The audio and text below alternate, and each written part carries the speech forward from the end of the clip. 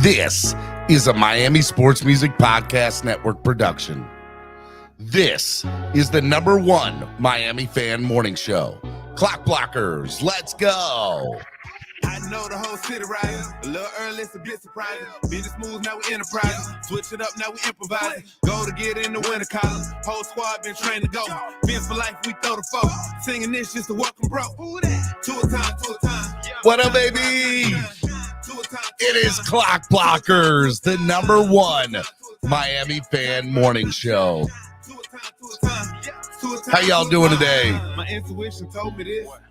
Good morning to my family, my Finlaws.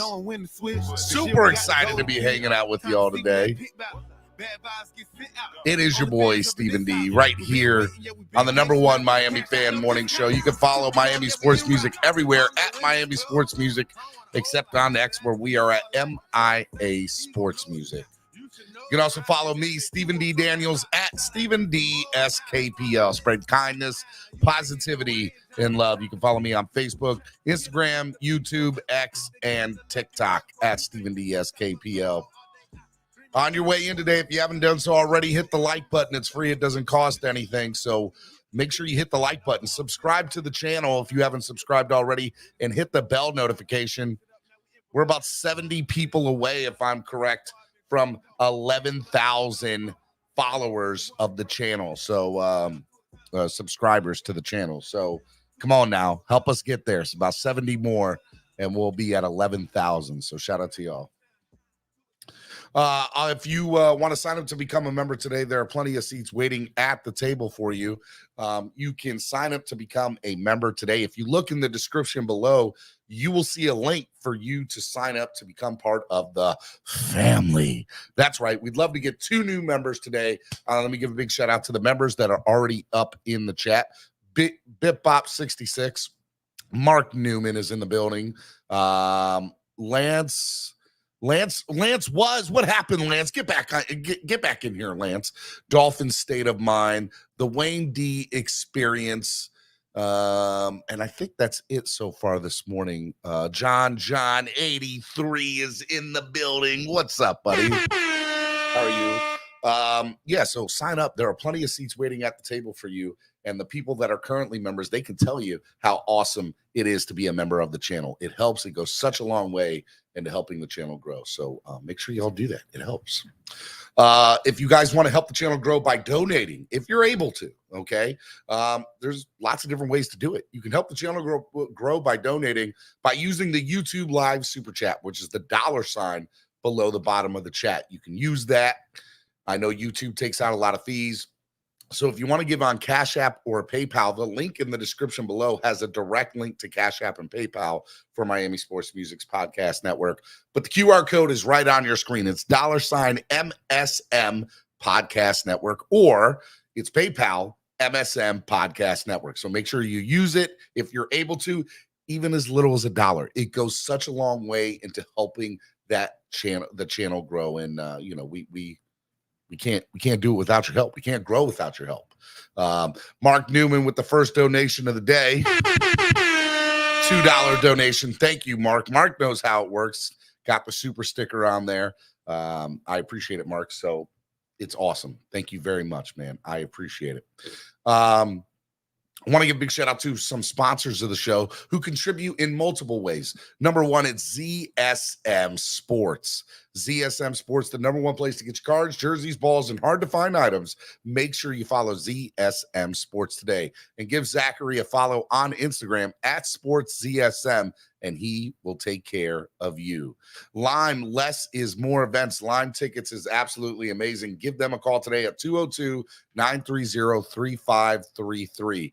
I want to remind you guys, less is more events. Lime Tickets is a ticket broker. They are not a third-party site. So how they go about distributing tickets is a little bit different than what you're used to seeing, as my phone rings there, is what you're used to seeing from a third-party ticket site. They are in direct contact with a lot of the event spaces where you go to see these wonderful games. And they distribute the tickets 48 to 72 hours before the game, because that's when they receive the tickets from the venues.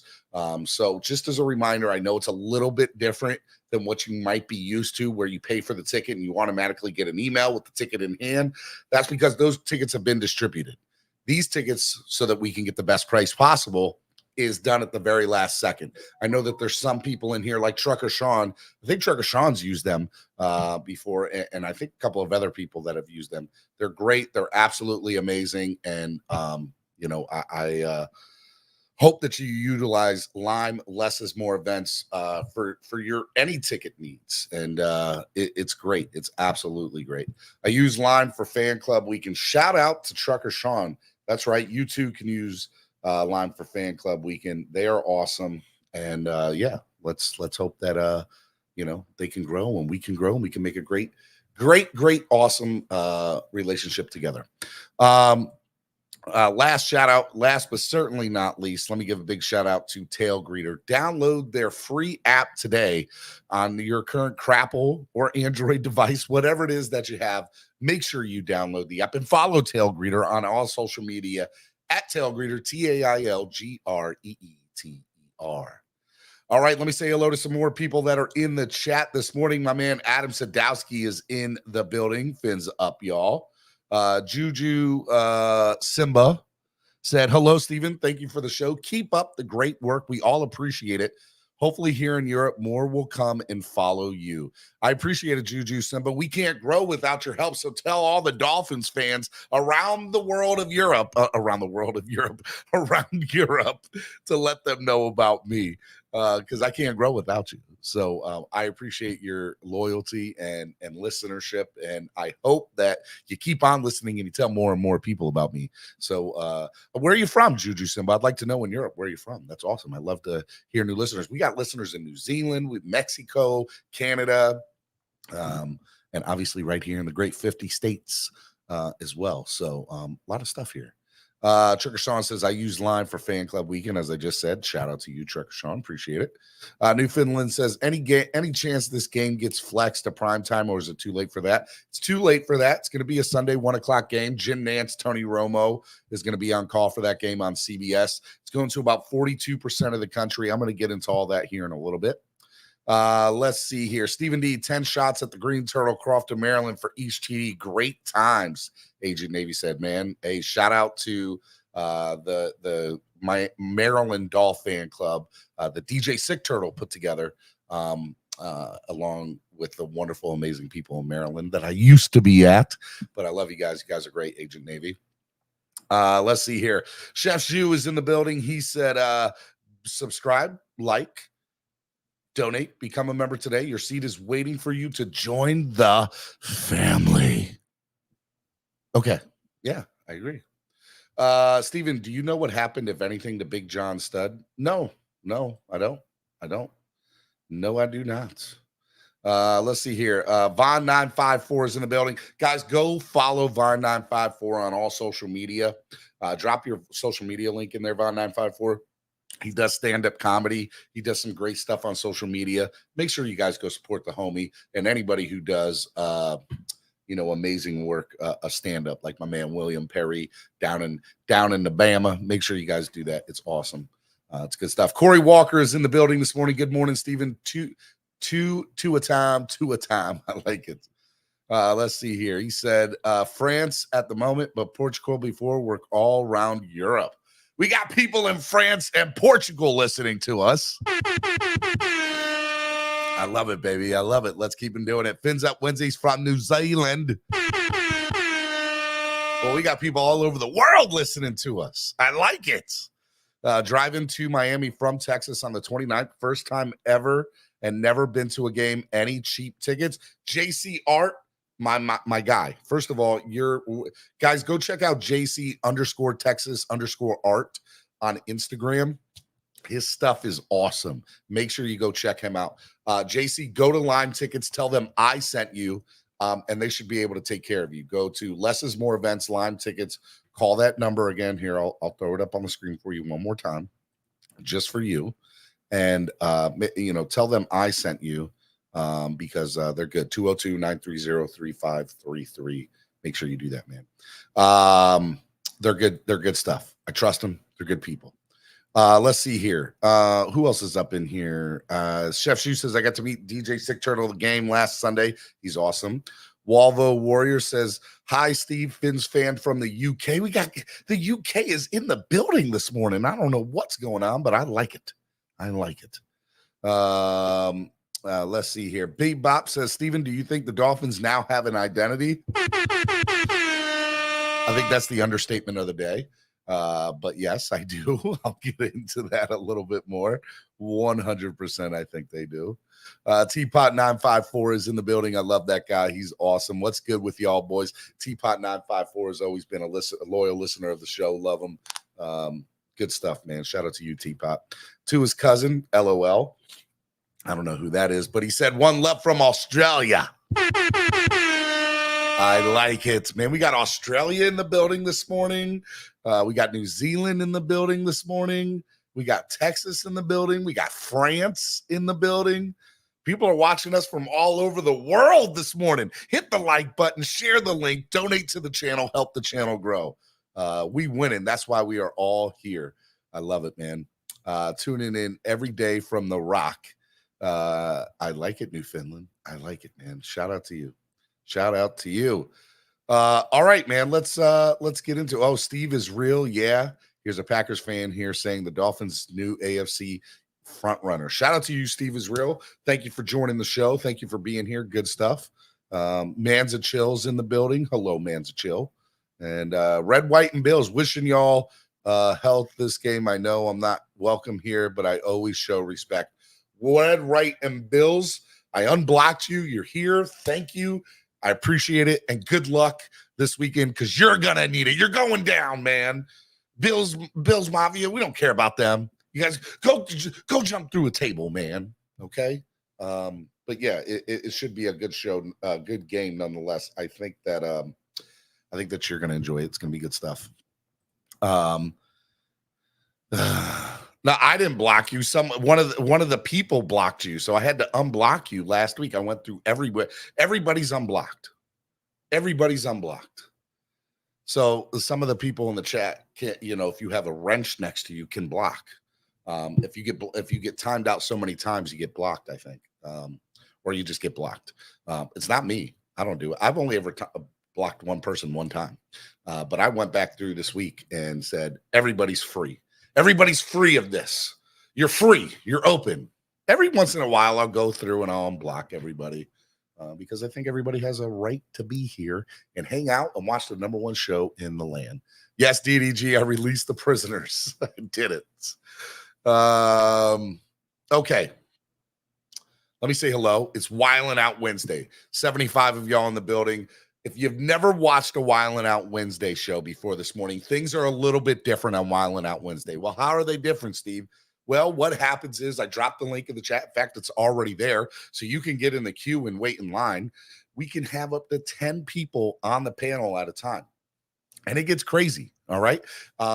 Look, number one, I have swear jars in the morning show, and the reason I do is because I want people to make it safe for work. Now, you can obviously – there's a couple different ways. The way the swear jar works is any swear word is $1, except the F-bomb where it's $2. If you get to $5 in your swear jar, I kick you out till your swear jar is paid up. Now, people can pay on your behalf, or you can pay. You can use Cash App, PayPal, YouTube, whatever.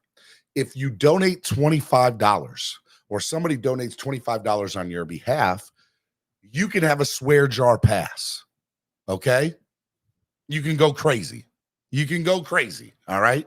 Because I know sometimes people just want to drop the F-bomb or whatever, and they feel like whatever. If anybody drops a $100 bill on the show, there's no swear jar for the entire panel for the day, okay? So just throw that out there. Now, how does the panel work? Well, a couple different ways. You get up here, you do your thing, you have a good time, but you can get timed out or banned. How does it work? If somebody donates $10 to time you out, you're out for 10 minutes. If somebody donates $50 to ban you for the day, you're out for the day. If somebody donates $100 for the week, you're out for the week. Now, you or someone on your behalf can pay to bring you back. How do you do that? You pay double to bring back somebody from a timeout or a ban. So if somebody donates $10, you can donate $20 and get yourself back. Somebody donates $50 to ban you for the day, you can donate $100 to bring yourself back. Once that happens, the original person who banned or timed out that person can no longer ban or time out at that level. They must move up to the next tier, but someone else can ban or time them out at any level. So if Joe Schmo decides to time somebody out for $10 and then that person brings themselves back at 20, Joe Schmo can no longer time them out at 10, but any other person can time them out at 10. Okay.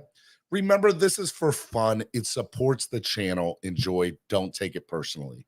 This is a fun way for the fans to get in here and have a good time and enjoy the channel. And look, I can get timed out for 10 minutes. It happens. All right. Now I try to say, if there's one or two people on the panel, I'll wait till the panel's full, and then I'll say I'm in full effect for a 10-minute timeout at any point in time. But yes, even the show. Remember, this is a show made for the fans by the fans, and that's what this is. So Wildin' Out Wednesday gets a little crazy, it gets weird, it gets fun. So just remember, swear jar passes $25. That way you can go crazy if you want. If somebody donates $100, nobody has it. It's good stuff. All right. So the link is pinned to the chat. Go ahead and get up there. I'm going to wait till about 3 or 4 people get into the back, and then I'm going to start bringing people on because I have some stuff I want to talk about. So the link is pinned to the top of the chat, and I'll drop the link one more time for the people that don't see it. There we go. There we go. Yeah. So first things first, Bills week, right? It's Wednesday. It was tweeted this morning that, which we already knew, they had moved. Originally, it was supposed to be Kevin Harlan, if I'm correct, doing the games for the next 3 weeks for us. And then what they did last week is they said, no, we're going to send Jim Nantz and Tony Romo to Buffalo for the Dolphins-Bills game. So we have the A team for CBS, Jim Nantz and Tony Romo. Now, a lot of you probably pay for the Sunday ticket or might have a creative way of watching for the Sunday ticket or to watch the Dolphins game if you're out of market. Now, here's the funny part about this. Or it's not funny. I think it's really disrespectful, actually. If you go to 506sports.com, which I love, okay? 506sports.com. It was tweeted this morning that only 42% of the country is going to get the Dolphins and Bills games. Okay. And I thought that this was very interesting because, number one, I find it very disrespectful because just looking at the thing here, you can see everything in red is anybody who's watching the Dolphins game. All right. Everybody in yellow is going to be watching Denver and Chicago. Can somebody explain to me why probably 30% of the country is watching Denver and Chicago? And it makes absolutely no sense that Denver and Chicago is being distributed to 30% of the country. It's stupid. It's stupid. This is what I'm talking about. We have the number one team in all of football, maybe even in the last 10, 15, 20 years. And they send the number one team, CBS, out there, and they're not even giving us to more than 50% of the country. I don't understand it. I don't get it. It's stupid. Who wants to watch Denver and Chicago? Even Denver and Chicago fans want to watch Miami and Buffalo this weekend. I promise you. I promise you. It's unreal to me that we only have 41% of the country that's going to watch, in my opinion, probably the game of the week, maybe even the game of the year. Maybe not the game of the year, but it'll be a top 10 game of the year. But it's going to be crazy. Anyone in the Alabama area, myself and Greta William Perry will be doing a comedy show October 21st in Daphne, Alabama. Shout out to you, man. If you're not in Philadelphia for the Philly game, you guys need to come out to go to Alabama to go see that. That'll be good stuff. But yeah, man, I just thought it was very disrespectful that I saw that, and I figured I would share that with you because there's no reason that Denver and Chicago should be distributed to 30% of the country. Meanwhile, the Dolphins are only in 41% of the country. Like you sent Jim Nantz and Tony Romo to the game for a reason. Let a majority of the country watch them. Stupid, just stupid. All right, we got a couple people in the back. Let me go ahead and bring on first guest this morning. He has his own channel. He's an awesome guy. He's an awesome fella there. He's got the Finsaholic Show. You can catch him on his YouTube channel. He also does some pretty kick-ass Twitter spaces. Let me bring him on, Mr. Batman 2423. Good morning, Batman. Good morning, Steven. How you doing? How's everybody doing today? I'm doing good. I'm just, tired of the disrespect, from the media. I don't know what we have to do, Batman, to get some respect around here. It's ridiculous. Yeah, it's getting a little out of hand. I'm not gonna lie. It's getting. We have the most exciting team in football in probably the last decade, and they only want to distribute us to 41% of the country. That's awful. And I think you were touching base. I'm having some troubleshooting with the lighting. I'm getting it fixed right now. Are you being possessed, Batman? What is going on? Do I need to put a thing on my screen that says if you have what is it when the flashing lights come on? I forget what the name of that thing is. Look, guys, if you have a problem with flashing lights, don't look at Batman's screen right now. Okay. Yeah, I know what you're talking about. I know no, it's the thing is that my girlfriend's son, he was playing with the light bulb and he reset everything. So yeah, I got it fixed now. Let me change the color on this real quick. Aren't you fancy there, bud? You got the color change bulb. It's just a light bulb. It's like $4 at Walmart. Are you trying to set a mood for me and you, Batman? It's just a $4 let me give you my Dave from Dave, a Wendy bacon cheeseburger. We got to get Arby's. We have the meats. You got to set the mood. Okay, fast food and lights. Got it. Let's go. But Steven, let me ask you a question. So, how did it feel for you? I know you said you were watching the game with William Perry, which is awesome. I can't wait to meet him. Can't wait for him and Vaughn 954 to link up. That's gonna be awesome. It's gonna be awesome. It's gonna be great. I mean, it was like I people keep asking me like how it was at the game. I'm asking you, Steven. The question I asked everyone, I think it was yesterday on Twitter. Was there a point in the game, Steven, for you, and what point that was in the game for you, where you're like, this is my team, this is what I've been wanting from my team my whole life, a surreal moment, and be honest, because look, at one point in the game I got emotional. I know we've heard Color got emotional too. At what point was there a point where it was tears of joy for you? I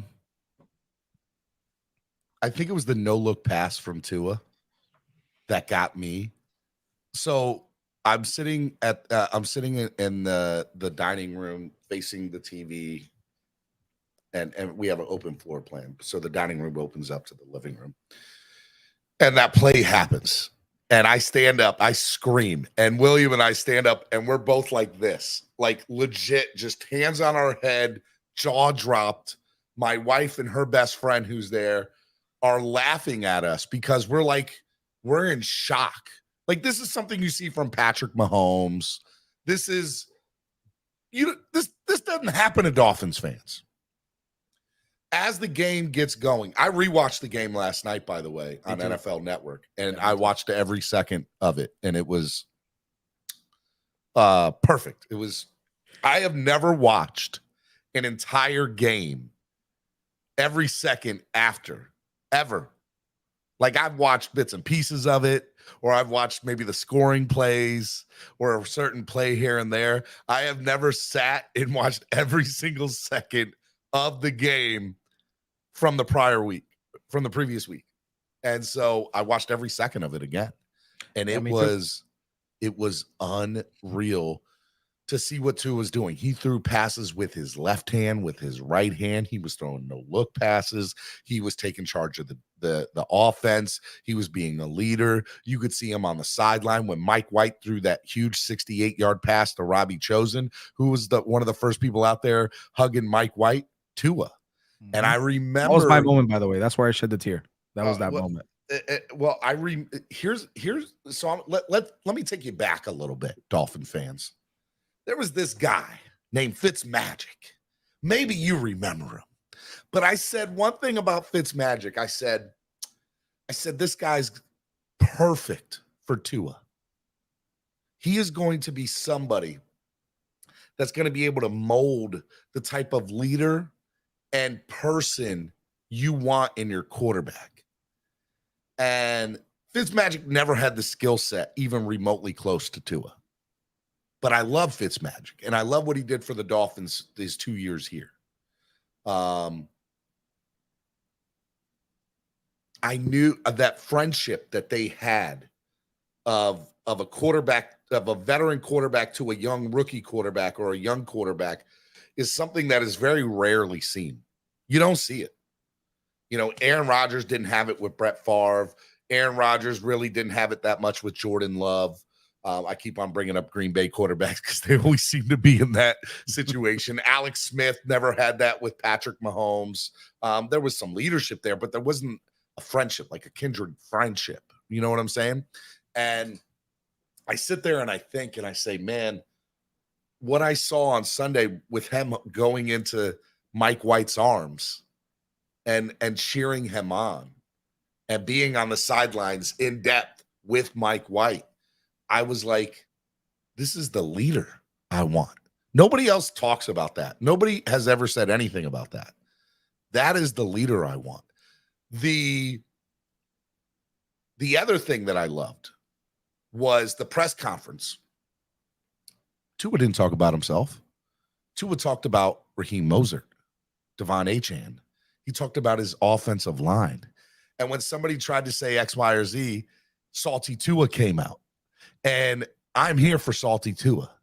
That man, that is the man that I want leading this team. Mm-hmm. That is the man that I want to be able to take us to a Super Bowl. So yes, on Sunday when the no-look pass happened, I knew that was beautiful. We're in the middle of something great. We're witnessing something great. I never thought we were going to get to 70. But and by the way, we didn't score the first touchdown of the second half till about 8.5 minutes left in this third quarter. And remember, we didn't score. We scored the last touchdown with 8 minutes left in the fourth. So essentially in one quarter, we scored 35 points. Now, granted, it was the end of the third and the beginning of the fourth, but we scored 5 touchdowns in the second half and then into the equivalent of a quarter. It's insane. It was insane. There is I have never seen anything like this. This is unreal. It's unheard of. It's exciting as all hell. There is so much to be excited about right now if you're a Miami Dolphins fan.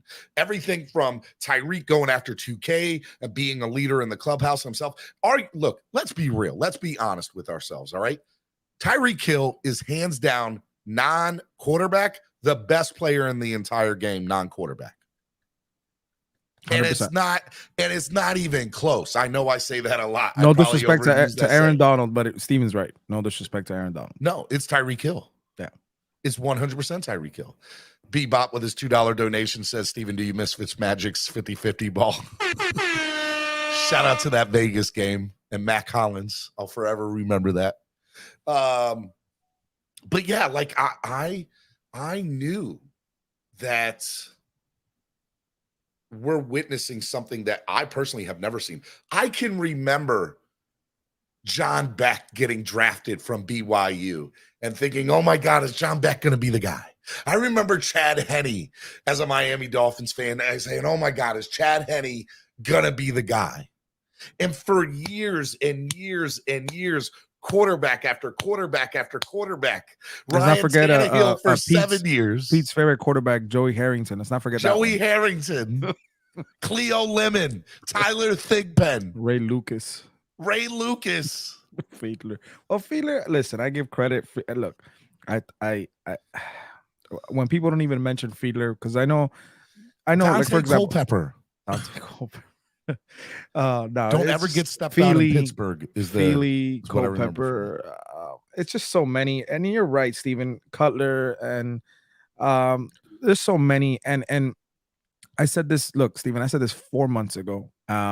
We everybody is entitled to prior to the season, for those fans that we have that were on the fence because like, oh, we heard this story last year, prove it to me. I need more wins. I need to see it in December. I need to see it in the playoffs. I get it.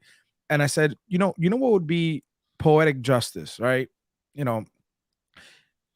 All the miserable years we've had, and granted, we've had great memories with fans and specific games throughout the last 20 years or so. All that could probably go out into the sunset this season because we're going to do some amazing things and special things, and maybe that was us back then is taking a step back to take a step forward, and this is where we're at now. Tua could actually lead this team, like you said, the leadership, lead this team to what we've all hoped and dreamed and be able to see. Steven, I've never witnessed a playoff win. I've never witnessed a playoff win. Look, the last time we won a playoff game was what, 1990? Like 99? Yeah, like 99 or 2000. 99. Or no, it was 2000. It was 2000. Okay. I don't remember that really. We were young. Remember that really. But even then, like with me, I come from basketball, Steven. So I got into football in high school. So I've never really witnessed a victory. And just so you know, in 2000, I think I was 12 or 13 years old. Yeah. So look, I root, I was there, but I didn't have enough heartbreak in my life to understand, oh, snap, this is the last playoff win I'm going to see till I'm at least 35 years old. Mm-hmm. And by the way, I went to the playoff game in Pittsburgh. Oh, wow. I remember I was there. Wow. Negative 11 degrees. That was brutal. I remember watching that. Got a ticket for $50 from a scalper 11 rows from the field. And he said, why? I said, why is this so cheap? And he goes, quote, because Pittsburgh fans aren't worried about AFC wildcard games. They were right. He said that to me. The scalper said that to me. Yep. They were right. They were right at the time. They were right. He said Pittsburgh fans don't care about AFC wildcard games. I want to feel like that. I want to feel this sense of euphoria when the Dolphins make the playoffs and we're like, we're not worried until we get to the AFC championship game. Minimum. We not worried. Steven, I got a hot take for you. So you know how we've been seeing that offensive line, that what they did last game where they had Morster and they had I still call him A-Chain because there's some back and forth. It's A-Chan. So A-Chan and the where they have the dual running backs and then they have the Tyreek running right behind them with that option. Yep. I'm calling it the triangle offense, the football version of the triangle. You're not wrong. It's just ridiculous. You're not How do you wrong. stop that? You know what's funny about that? I watched the first. So I've been obviously moving in the process of moving, and this year I didn't get a chance to see Ted Lasso, the last season of Ted Lasso. So I'm in 6 episodes. I stayed up till like 3 or 4 in the morning. Stupid of me, but I couldn't turn it off. So I got 6 episodes into the last season. And they start talking about the triangle offense, but the triangle offense in soccer. And it's so funny that you bring that up today with our version of football, the best version, American football. And I think it's hilarious because I think what we're witnessing right now is something that we like. I tried to go back and look at game film a little bit of The Greatest Show on Turf with Torrey Holt, Marshall Faulk, Kurt Warner, that team, right? And I'm trying to remember in my mind how explosive they were. Batman, I'm going to be real with you. I don't think we've ever seen an offense in the NFL ever this explosive. Right. I don't think this is the last game that we're going to not put up at least 50 points. There's another 1 or 2 games that'll happen this year where the Dolphins are going to get close, maybe even over 50. We're going to blow a couple more teams out really bad. It's possible. And that's how I feel about it. Darth Vader says, do we really need JT?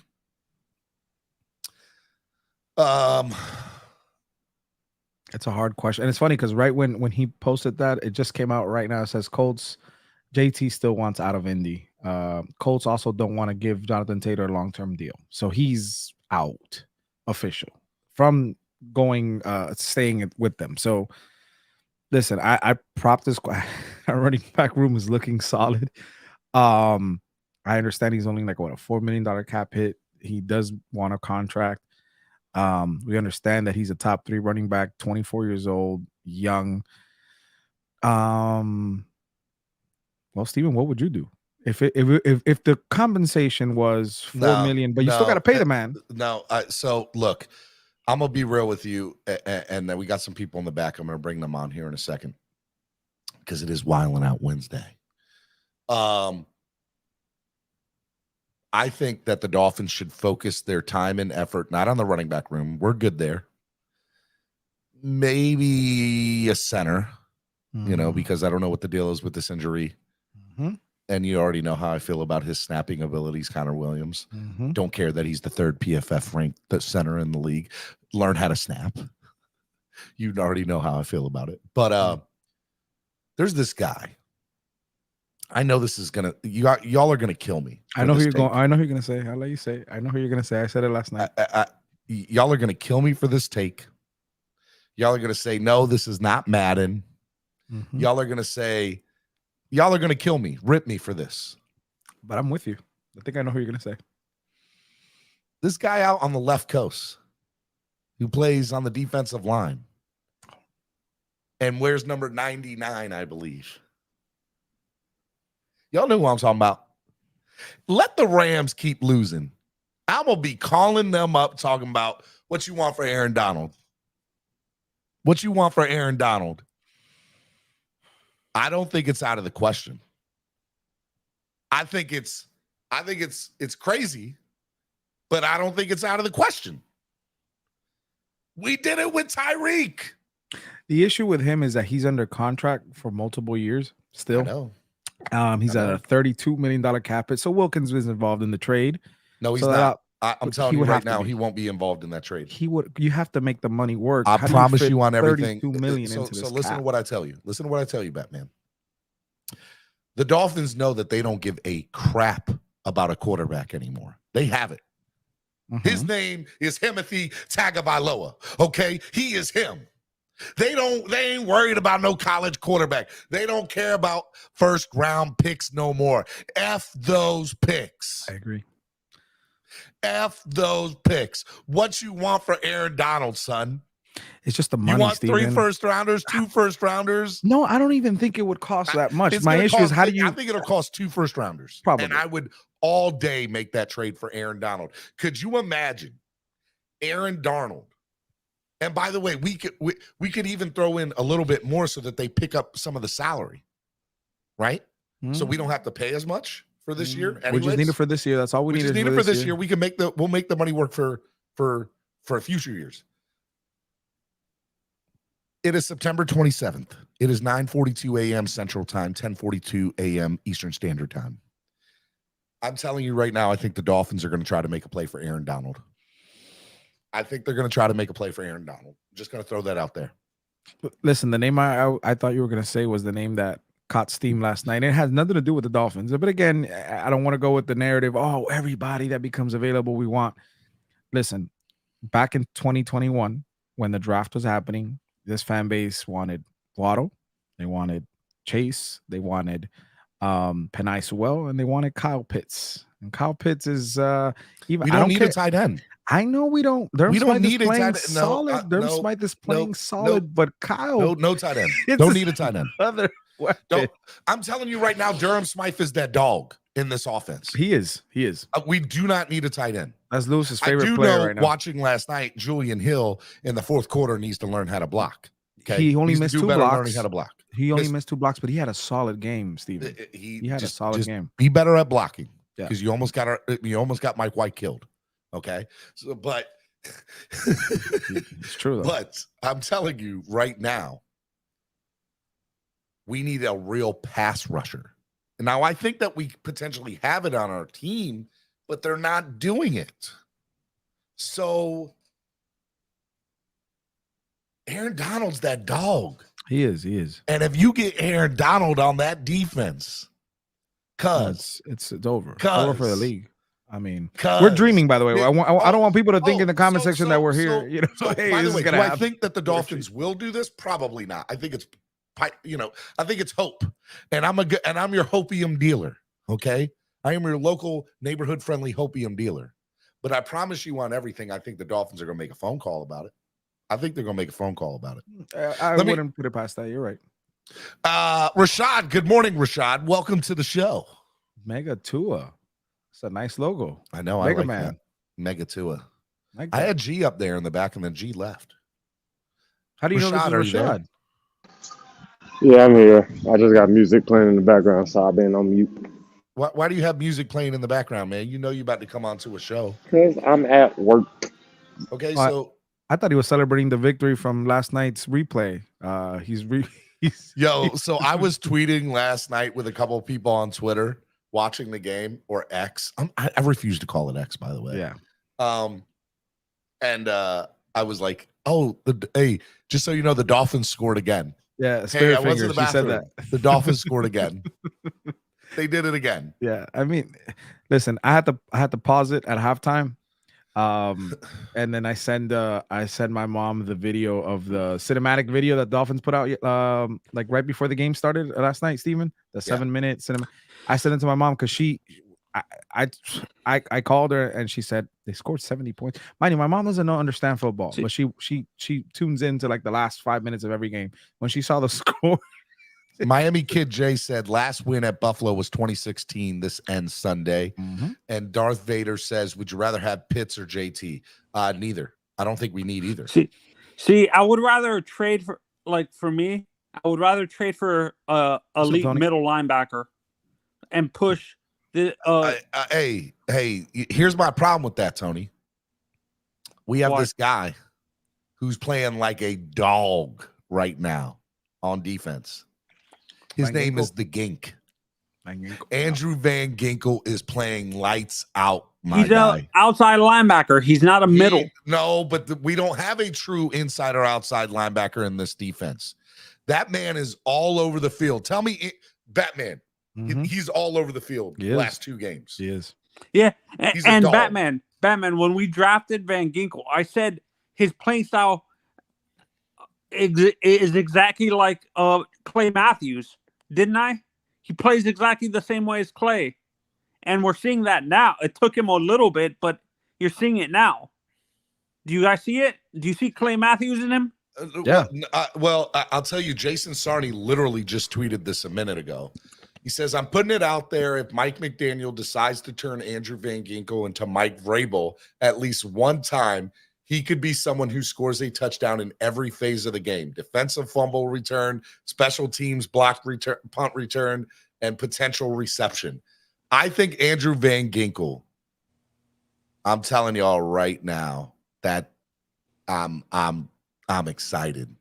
Hey, Batman, can you ask a question? I know why that when Fangio took the job, his first phone call was to retain Gink. To prevent him to go to the Patriots, because that's where he was going. Oh, 100% he was going there. I know for a fact that there were a couple of people instrumental in him saying, hey, let your boy, let this new guy, Fangio, talk to you before you make any decision. 100%. Hey, And so Batman, what was the when that question you happened, asked that was Steven earlier? Again? Oh, a moment in the game where you were like, you got sentimental. For me, it was when A-Chain ran over that safety. Do you know the play I'm talking about, right?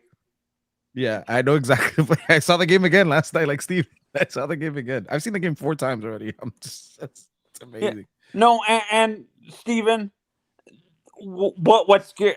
Like now the fans are going to expect this. Like the game against. I said that yesterday. So in yesterday's show, I said with Nando and DJ Genesis, shout out to both those guys. I said, what's the expectation now? Because here's the thing. We just scored 70 points in an NFL game. There ain't no winning by a touchdown or a field goal and us feeling, oh, we're big and bad. We're on the map now that if we don't start blowing opponents out, it's a problem. But it's not realistic. I think Buffalo's going to be a little bit I don't think Buffalo's going to be close. I think we're going to kill Buffalo. But I don't think so. Yeah, I do not think so. I think we're going to beat them by I'm comfortable saying 7.5 or more. Okay. But if I'm honest, I think we're going to beat them by a dime or more. I think we're going to beat them by more than a dime. Nah, I don't see it. It's a rival.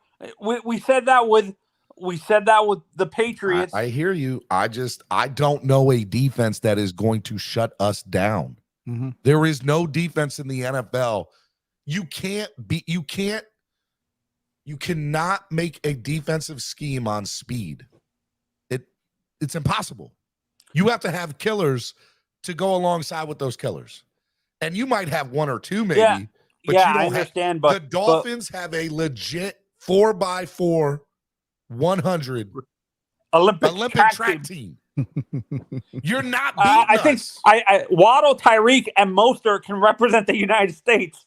Don't forget about You're Achan. not- Achan. Don't forget about him. I said last night while I'm watching the game to my wife, I said, you know, it would be great. I said, I would love to see the Dolphins allow them to do Olympic trial runs to see if they can make the Olympics in Paris next year. Because how dope would that be? That Didn't Tyreek Miami run like this Dolphins, offseason? He did. He competed and he won. And he kicked ass, by the way, too, in that thing. Swear jar for me. But I'm telling you right now, he did, and it was awesome. In terms of innovation, I'm going to say this. McDaniel, he reminds me a little bit of I'm not sure if you guys watch college football. He reminds me a little bit of Mike Leach, the guy who used to coach. Don't you dare, Tony. That's the kind of stuff that's going to No. I'm talking about the innovation part because Mike Leach was an innovator. No, in no way, shape, or form should you ever compare Mike McDaniel to Mike Leach. Not ever. Why? Because Mike McDaniel is 10 times better than Mike Leach. Wishes he could be as good as Mike McDaniel. I can barely hear. I'm going in and out. You know. John, what's up, John? No, wait a minute. What's up, guys? Tony, what's going on, John? How are you, man? What's up, guys? How the hell are you? Man, we're just sitting here dreaming over here, man. We're just a bunch of dreamers today. We're smiling ear to ear, baby. We're getting high on our own hopium supply, and it's pretty good today. I must say, it's pretty good. Yes, it is. What's up with you, man? How are you feeling after Sunday's win? Oh, dude, I was there. It was amazing. It's the greatest regular Dolphins season game I've ever seen, and it was the most relaxing because they couldn't stop us. There was no worries. There was no heart palpitations. It was just joy from start to finish. As I told Batman, I have never watched a replay of the game from start to finish in my entire life, and the week of or the week after the game. And I did this week, and I was legit laughing at some of the plays. I'm like, we can't be stopped. Like, I went back and watched every single snap yesterday, and I was like, there's no way a defense can stop us for 4 quarters. It can't be done. Well, they're running so many different plays out of it's for them now. It's a basic set, but look at the 2 right-handed shovel passes where they're looking at Hill going one way, most are going another way, and then he just shovels it through the middle and he scores. I know. Hey, John and Batman, I have a question. Since you guys both were at the game, when you look, at what point did you guys feel like I know you're Dolphins fans. At what point did you guys feel the Broncos just gave up? Like they gave up stopping us? At what point? When they came out the tunnel to play the game? Now, actually, I don't know what we're probably doing about in this 150-degree heat, but this ain't it. probably about halfway through the second quarter, believe it or not. I mean, they had 5 straight drives, I believe it is, or 4, and then another one, but they just couldn't stop them. And at that point, you could just see the defense was deflated. Yeah, I think that shovel pass, it's what set it off for them. I think that first shovel pass, That no-look shovel pass. yeah, the right? no-look one. That's it. I mean, what do you do as a defense? What do you do with that? Like, you can't. Bebop said, what would make me crap in my pants is seeing Achan, Mozart, Waddle, and Hill on the field at the same time. Can't stop it. You can't stop that. Who's stopping that? Explain to me. Nobody. I can understand why Batman said add Kyle Pitts, because that would be even more dangerous. No, but see, here's all right. So let's have a conversation about this real quick.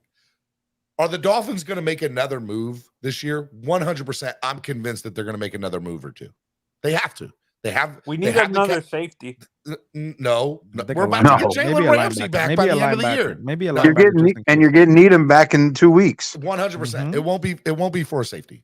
It's going to be for either a linebacker, I would agree, a legit pass rusher like a dog, or it's going to be for a center, because there's nowhere else.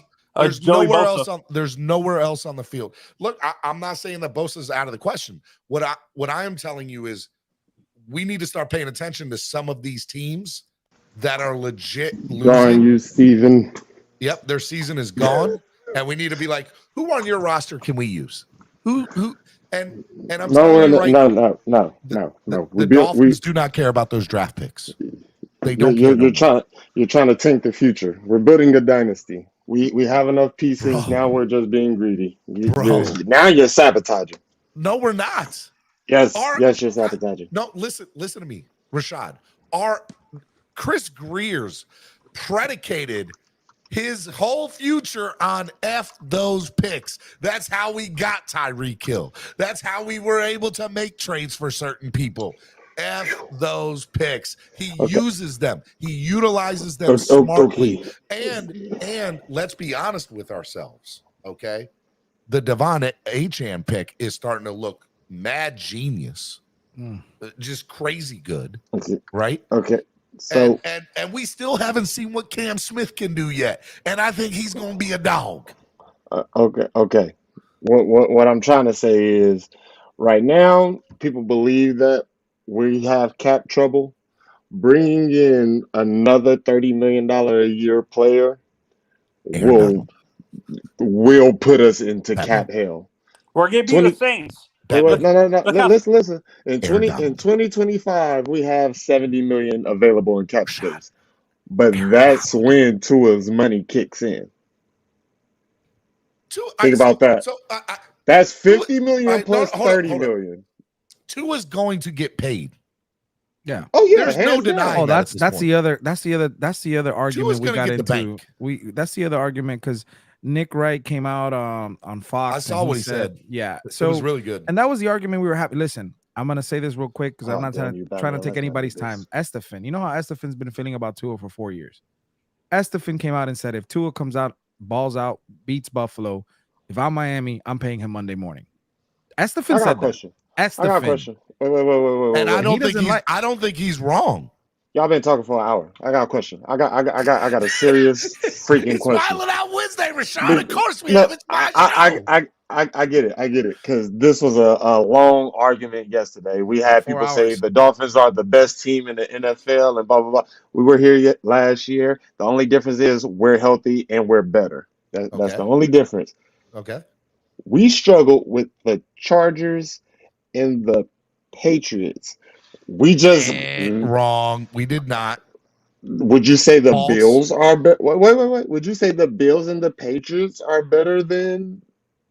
I mean, the Bills are better than the Patriots and the Chargers. The Bills are the best defense we're going to see so far this year. I'm not denying that. Yeah. And the Eagles. Let's get something straight. And the Cowboys. Number one. Let's go back to the Chargers game. It was the first game ever. Yeah, that's what I give them. There's a learning curve to it. And by the way, to be honest, all the things that we said they didn't do enough of, when they did do it, they were successful. Hence how we won the game on a defensive stop. Then you go to that Sunday night game. Let's be real. Those 2 fourth-quarter touchdowns were ridiculous. And one of them guaranteed shouldn't even been a touchdown at all. At all. There's no reason that should have been. So they got the Patriots game. I kept on saying though. Patriots game. They got 14 points in the fourth quarter. What I call garbage time touchdowns. I don't care what anybody says. Yeah. And Rashad, I said this. Hold on, Tony. And we go to last week, right? Last week, they scored 20 points. They scored 13 in the first, and we held them to 7 in the second. Our defense is evolving. They are getting better. They are starting to feel more comfortable. And to Batman's point, we're about to get Nick Needham back. We're going to have Jalen Ramsey back here soon. Our best This defensive defense player. is about to be stout, my guy. So this is my point. We ain't faced a real competition. We haven't faced the complete team or as a complete team as we are yet. And there is none. It doesn't exist. The Bills have a complete team. No. They have that bum playing quarterback who throws interceptions and can't handle the pressure. That's true. But they are running the ball. Finally, they have a good defense. Okay. They're more complete than the Patriots. They're more complete than the Chargers. They're more complete than. I'm telling y'all right now, Miami's going to win that game. I believe we're going to win. I will guarantee by 7.5 or more. But I'm confident in myself that. No, I got to blow. I'm telling you, I think they're going to win by 10 points. I got us winning in the blowout. My thing is. I said we're gonna win. I was where y'all were. To say 7.5, but I feel so confident that I'm like, man, 10 plus is where it's. I was exactly where y'all were. I say 5.5. I was exactly where y'all were. Was a year ago. I'm in the same exact place. Welcome to the party. The heartbreak that I went through last year when we started falling off is what I'm trying to calm y'all down from. Remember last year, Steven, on your show, when I said I would take Tua in this offense versus Mahomes in their offense. Remember when I said that? You did. And I was here already. Look, it's such, but we look 10 times better. I'm gonna let Pamela go after me. Pamela, we miss you, Pam. We love you. I love you. The offense, it can't. All right, check it out. If you're explain to me, and I'll let Pamela answer me this first. How are offenses going up against scout team, or how are scout team offenses helping a defense prepare for the Dolphins? It can't be done. There is nothing that a scout team or watching game film is going to do. Aaron Rodgers was on Pat McAfee's show, I think it was yesterday, and said, man, what the Dolphins are doing is so great. They're a CFL team because they're using that man in motion like they do in the CFL, and they are running it all. And you can't stop speed. The Dolphins, McDaniel has revolutionized what speed can do to an offense. Speed kills. The difference between this offense and a CFL offense, he's not running full speed at the. He's running. But let's not forget the speed of Tua getting the ball out quickly too. Let's not forget about that 100% speed too. under right around 2 seconds, or right under, or right. Yep. So, and Tony, I'll say this, and then I'm gonna let Pamela go. The problem with that is we're talking about 4 guys on our team that can go 0 to 60 in point whatever seconds. Like they can stop and go and still be quicker than the guy that has been running at his full speed on defense. And you, like what I saw yesterday, Devon Achane doing, he was leaving people in the dust. There was 2 plays where he straight up, there was a Denver Bronco down there, Denver Bronco down there, he was leaving Denver Broncos on the ground. They couldn't do nothing. They couldn't stop it. It looked like he was even running at full speed. Exactly. Pamela, good morning. Floor is yours. Good morning. Morning, Miss Pam. Morning, Pam. Good morning. So I want to say a couple things to that about our defense. I mean our offense. The like you said, we're in motion, changing people in motion. We're also there's a wrinkle for everything, right? It was noted that we basically did not run the same play twice in Sunday's game, because there was a different wrinkle to it. And if you think that those are limited, that can't be done over and over again, it can be done limitless wrinkles. So let me just defenses, interrupt. Let me just interrupt. The wrinkle is the man in motion, right?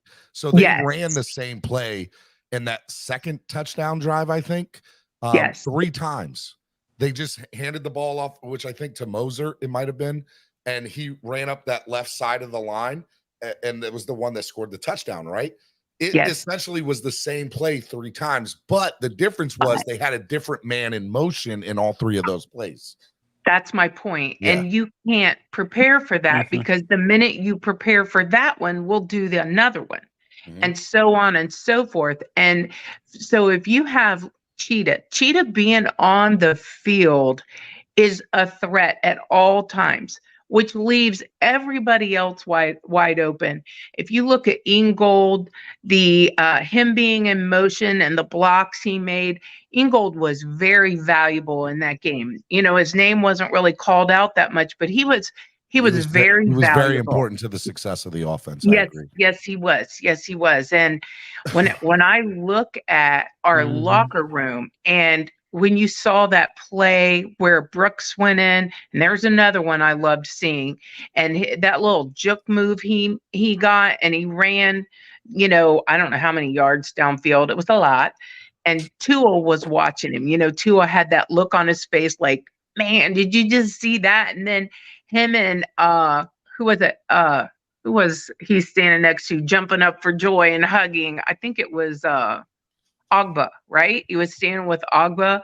Yeah. And the joy that these players, when you see Christian Wilkins come off the sideline and go celebrate with the offense in their little dance routine, which I thought was well choreographed, by the way, coming from an expert.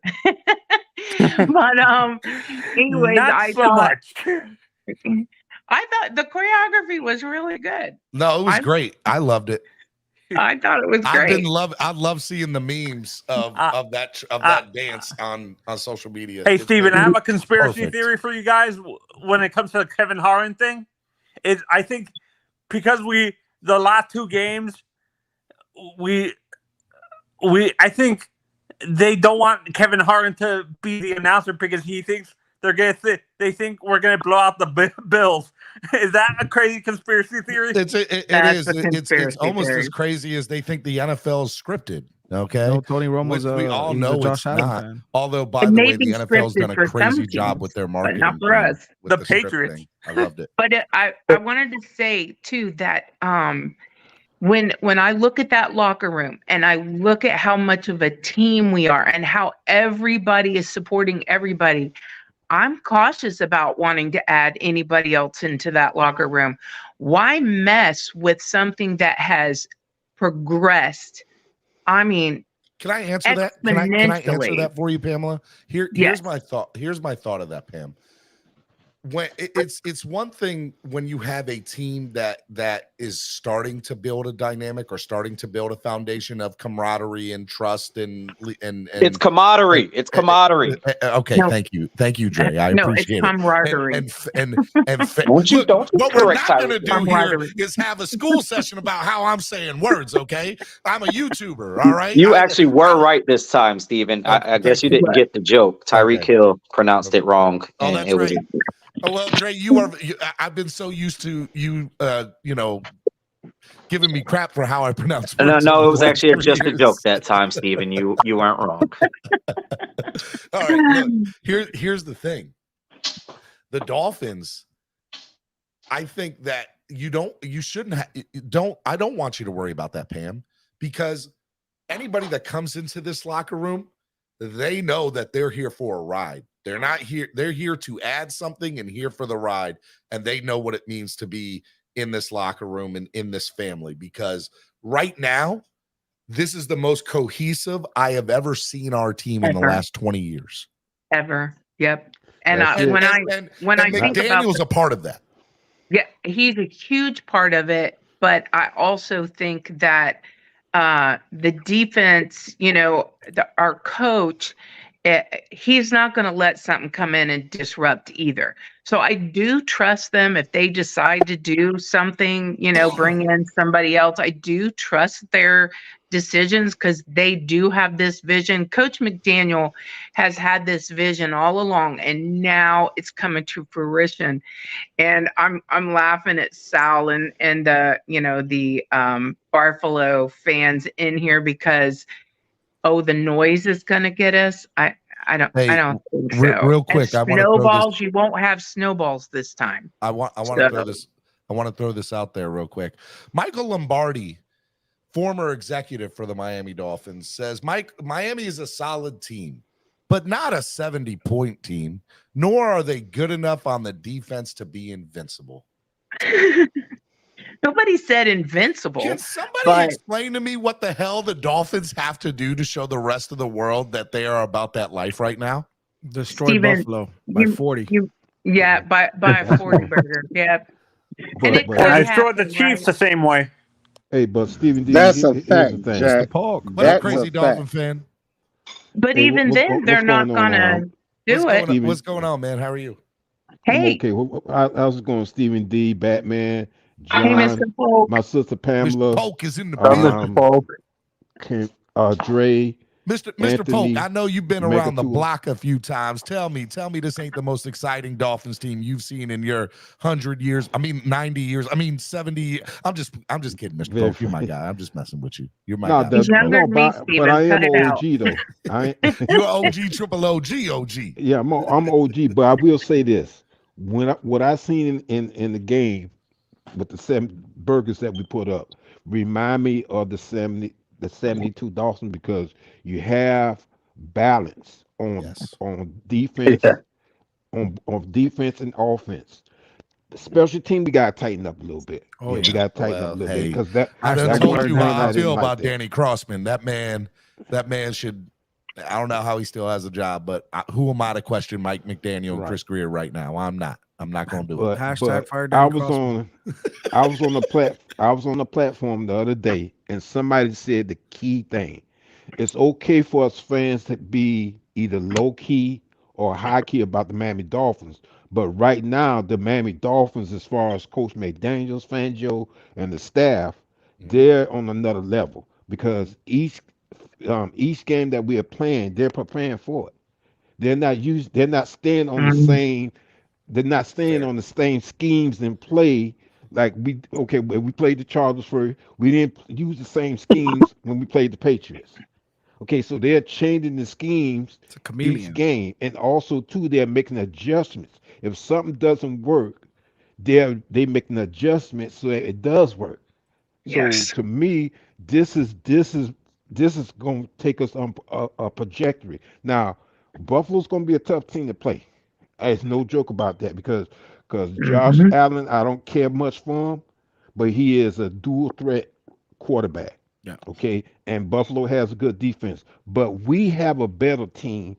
To me, we have better talent on our team and we have better coaching. So John, do you agree with Mr. Polk? Do you think Mr. Polk hit the nail on the head? Part of what Mega 2 has said there before, saying that we haven't seen a team like Buffalo. Well, Buffalo hasn't seen a team like us in the first 3 games. So, I mean, John, you're talking about a good defense, and look at who they played.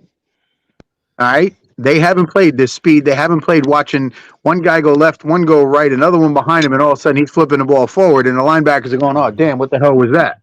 Yep. So you can say Buffalo's got a good D. Let's see what they do against this offense when this motion and the speed and when you're looking around. And remember, we put up 70 with no Waddle, no Wilson Jr. So that's the craziest part. And then I'm gonna let Andrevius go. That's the craziest part. We think about the people that didn't play on Sunday: Jalen Waddle, Jalen Ramsey, Nick Needham, Phillips, Jalen Phillips, Skylar Thompson. Stop it, Batman. I'm Stop good it. Batman for that. Just Mike stop White. it. I mean, look at what Mike White did. I mean, Mike White had a perfect passer rating. Stop He hating. sure did. 158.3. Sure He did. looked, I Dre. mean, he Tell him, looked great. Dre. Think 2 about for that. 2. We scored 70 points, and Mike White had the best quarterback rating on the team. By a little bit. Wow. But yeah. John about to In the get NFL, start Mike actually. White over to us to talk. Let's No, go. no. And look at the running game. Oh, Oh no. my goodness, the running game. Mustard, Aichen, and Chris Brooks. Chris Brooks put up 66 yards. Just a little Yes. time he came in the second half, he put up 66 yards. Now I'm gonna tell you something. We need to keep this guy Chris Brooks because he is a future running back in the Thank you, Mr. NFL. Polk. We've been saying it, Mr. Polk. We've Miami been saying Fan it. Talk Show says, "Is that Batman? Love the positivity today, Steven. Much love to y'all." Shout out to you, Miami Fan Talk Show. Thank you for the donation. Hey, Batman put on a crazy show about a month ago. He know what I'm talking about. I'm still laughing about it. Dre, I can tell you, when we were all celebrating that win, and we're still celebrating that win, and the team was celebrating that win, I can tell you who didn't. I can tell you who walked away and went to work, and that was Fangio. Fangio did not. I guarantee you, he just shut down. The next morning was like, "What can we do better?" Yep, exactly. Going after Buffalo. That's what his game plan is. I said this yesterday, Miss Pamela. I said, obviously McDaniel he's had this game circled since the beginning of 100%. The offseason. Yeah. And he said, you know what? And then people forget. I'm sure Tua. And again, this is not just to make it about Tua, but Tua has his game circled because, listen, there were rumors that Adam Schefter put out when we were playing in the playoff game that, Tua, if we won that game, Tua was going to be made available the next week. We found out, when Marquise Lewis-Jock put out that ESPN, he put it on ESPN an article. He said that it wasn't the Dolphins holding Tua back. It was actually the NFL holding Tua back from his own good.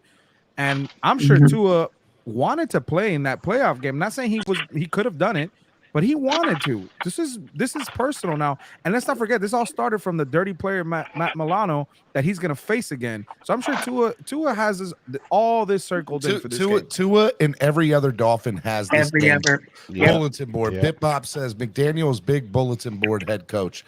Last loss in Buffalo. I'm telling you right now. It was funny. They were trying to tell me this past week. They're like, Denver's a trap game.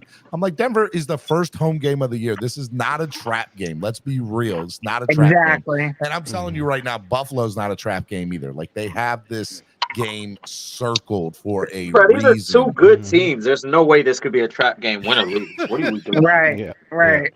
Yeah.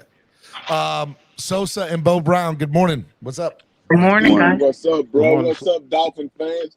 Hey, look, John. If Morning, what's up, guys? grow my beard like that, man. I I'm look rocking so like good. that every day, my man. It looks good. I love the hard hat. That's awesome. Always, Steven. I rock it every day at work. I'm making them feel it, bro. Hey, man. Say it with your chest, Bo. Say it with your chest. Look, this is what I came in to say. Last year, man, when my boys was doing good, everybody was asking me about my Dolphins. I said, we cool, but wait till next year. Because it's like I knew Tua would have another year in McDaniel's system. Yep. And that's the way I feel about the defense. We're okay, but wait till next year. But this is the thing. I feel like John McDaniel is doing the same thing with me with my grandson when I play PlayStation. I can't beat my grandson defensively, but I can outscore him. So that's how I feel like McDaniel is doing the whole league, man. You got to outscore us, man, because we coming for your head. We on demon time, man. Yeah.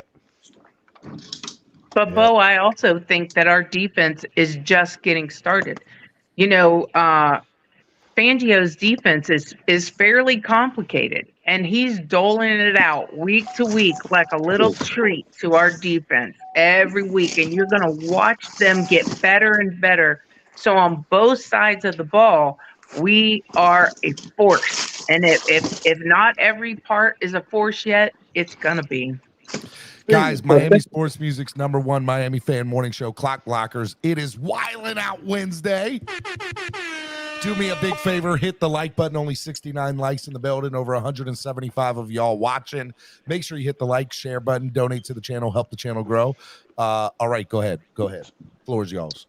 Think about it. Yo, Everybody I got a wants- question for y'all. How many Josh Allen turnovers is the Buffet Boys gonna eat this week? Oh my goodness. Over two. Over two. Hey man. Hey. 3.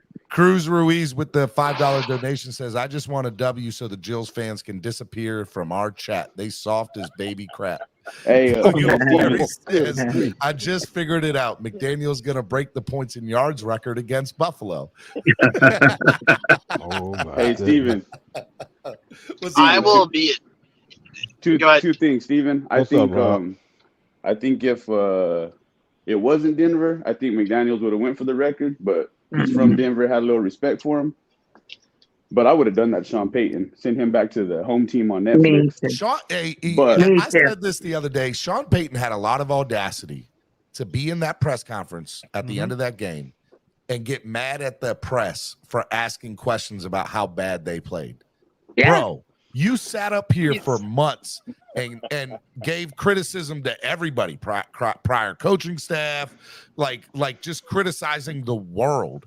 And your team there had not been a team in NFL since 1966 that gave up this kind of points.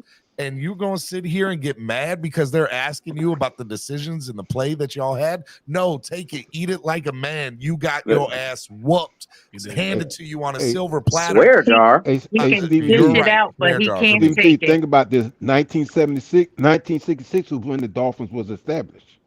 Yep. Yo, I think they're you gonna. didn't want to waste it on the Broncos, William said. I think they're gonna open up a bounty gate on the Dolphins for doing that to Sean Payton. I just want to say this: Sean Payton is a baby back bitch. You're not wrong, Dravius. What'd you say, Dre? Sean Payton. I've already used one swear word. I'm not going to repeat it. Okay, gotcha. That's exactly right. Target man can't take it. That's what it is. Steven, let me ask you this and the rest of the crew, man. Yeah, go ahead, Bo. I mean, I don't want, if Jalen Ramsey can come back this year, I know that injury is tough. I really don't want him to come back and risk getting hurt again. What do y'all feel about it? So my thought process is on it. That man is running up and down the sidelines to cheer for touchdowns, and he's jumping. I think he's fine. I think he's good. Here's the thing. There are some people that are just built differently, right? Like my biggest thing that I can give to people was the ACL tear that Adrian Peterson had. And then Adrian Peterson came back in what, 9 months, 8 months or something like that. And it was unheard of at that time. Unheard of. And still is pretty much for the most part to today. Remember when Welker had that big injury when he was with the Patriots? Yep. What about Cameron Wake when he tore his Achilles? That man was back like in 9 months. Exactly. Cameron Wake is he's a dog, right? He is a physical specimen that are built differently. And Jalen Ramsey, Bo, is one of those people. And if Jalen is sitting here running up and down on the sidelines, I told y'all, he coming back in November. It ain't gonna be December. That man's gonna be playing in November with the Dolphins. Black Friday. I promise y'all. I will say there's rumors that he might be back in October. I'm waiting. Mid-November is what I would I'm gonna say November. I prefer that. All right, let those rumors go. I prefer that. Right now. He's not coming back in October. But I like the Black Friday thing. Could you imagine Jalen Ramsey back for the Black Friday game? Come on, bro. They're targeting the game before the Black Friday game. That's the number. 18th. In November, you saying? Yeah, that's what they were saying. Hey, I'm telling y'all right now, he's coming back by November. Hey, Steven, another thing before I go here in a minute. Yeah. All week, have y'all seen the movie You Got Served? Yes. Where Megan Good spells beautiful with 2 L's? Beautiful. You got to be spelling the Bills with the 4 L's. Oh, man, don't. Oh, my goodness. You ain't had to do it to him like that, Sosa. That loser. You ain't had to They did it to themselves. I'm talking about I'm talking about the Raiders home game here November 19th. Oh, okay. Yeah. All right, I have a question. Looking at the schedule. Give me 2 games where you think the Dolphins can score 50 or more points again this year. Give me 2 games. The next 2 home games. The next 2 home games. Giants and Carolina. Kansas City and Carolina. Hey, the Giants did give up 40 plus to Dallas. The City one. Didn't they? They lost 42-0 to Dallas. But that was their defense, not their offense. I'm gonna say Carolina, and everybody's gonna laugh at me at this one. Revenge tour is back. Kansas City and Germany. Yeah, I think Kansas City too. Bro, if we beat Kansas City by 40 or 50 points, bro, don't come talk to me about nothing. Spagnuolo's playing pretty good. That defense is playing pretty good. For Vegas, I will be there. John, we're gonna be there in Vegas, right? If that happens, that's gonna be a shootout. Right. That's gonna be a shootout. Now it's gonna come down to which defense steps up. That's what it's gonna come down to. That's gonna come down to. Listen, there's a lot of talk about defense. Doesn't Kansas City have a top 5 defense? They do. Spagnuolo's playing. Hey, they're out of hand right now. But look at their team. They just don't look that dangerous. And I could tell you, I have Mahomes on my fantasy league, and also I have Kirk Cousins, and Kirk Cousins has outscored Mahomes every week. Hey, can you imagine their like dinners with Brittany Mahomes and Taylor Swift? Oh my God! Oh, speaking of dinners, did you guys watch the new Gridiron Heights? No, is it good? Oh, it's fucking hilarious. I said earlier this week, I said swear jar for you, Robert. $2, that's fine. I said, man, Gridiron Heights is gonna be on one this week with theirs. It's funny. The AFC West should be ashamed. You know what? I feel like I need to play it. Where is the? You should. I'm gonna play it. So, Steven, I got to run. I got to call my mama back. She just called me. I got to call Mama. Yes, the Dolphins still scored again. All right, Perry. See you later. Tell your husband I said hello. I'll see you tonight, John. Hey, we can't wait to see you, Miss Pam. And Carolina, you said, right? Yes, I'm going to be there for fan weekend. Yes, can't wait. Can't wait to meet up with a bunch of people. I'm looking forward to it. See y'all. Hey, this is wilding out. Where's Pete? And you said the Chiefs. The Chiefs are one that I. Hold on, real quick, Robert. I want to play this Gridiron Heights real quick for the people. For the folk. All right, here we go.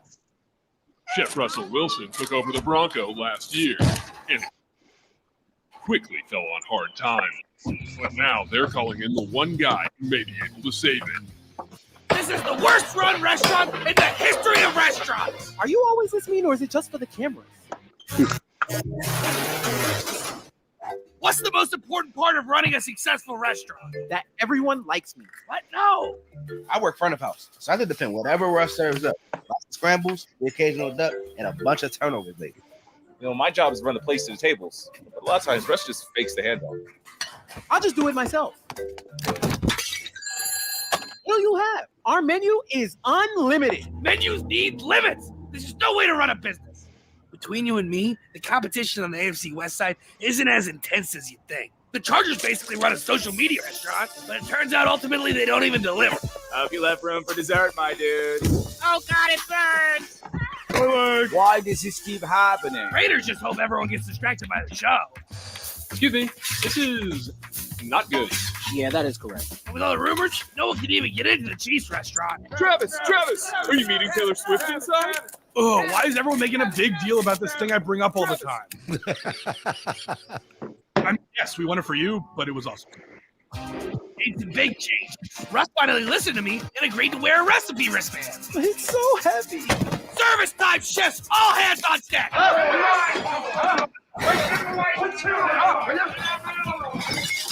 70 dishes were sent back to Chef Russell's kitchen. Despite that, he remains upbeat.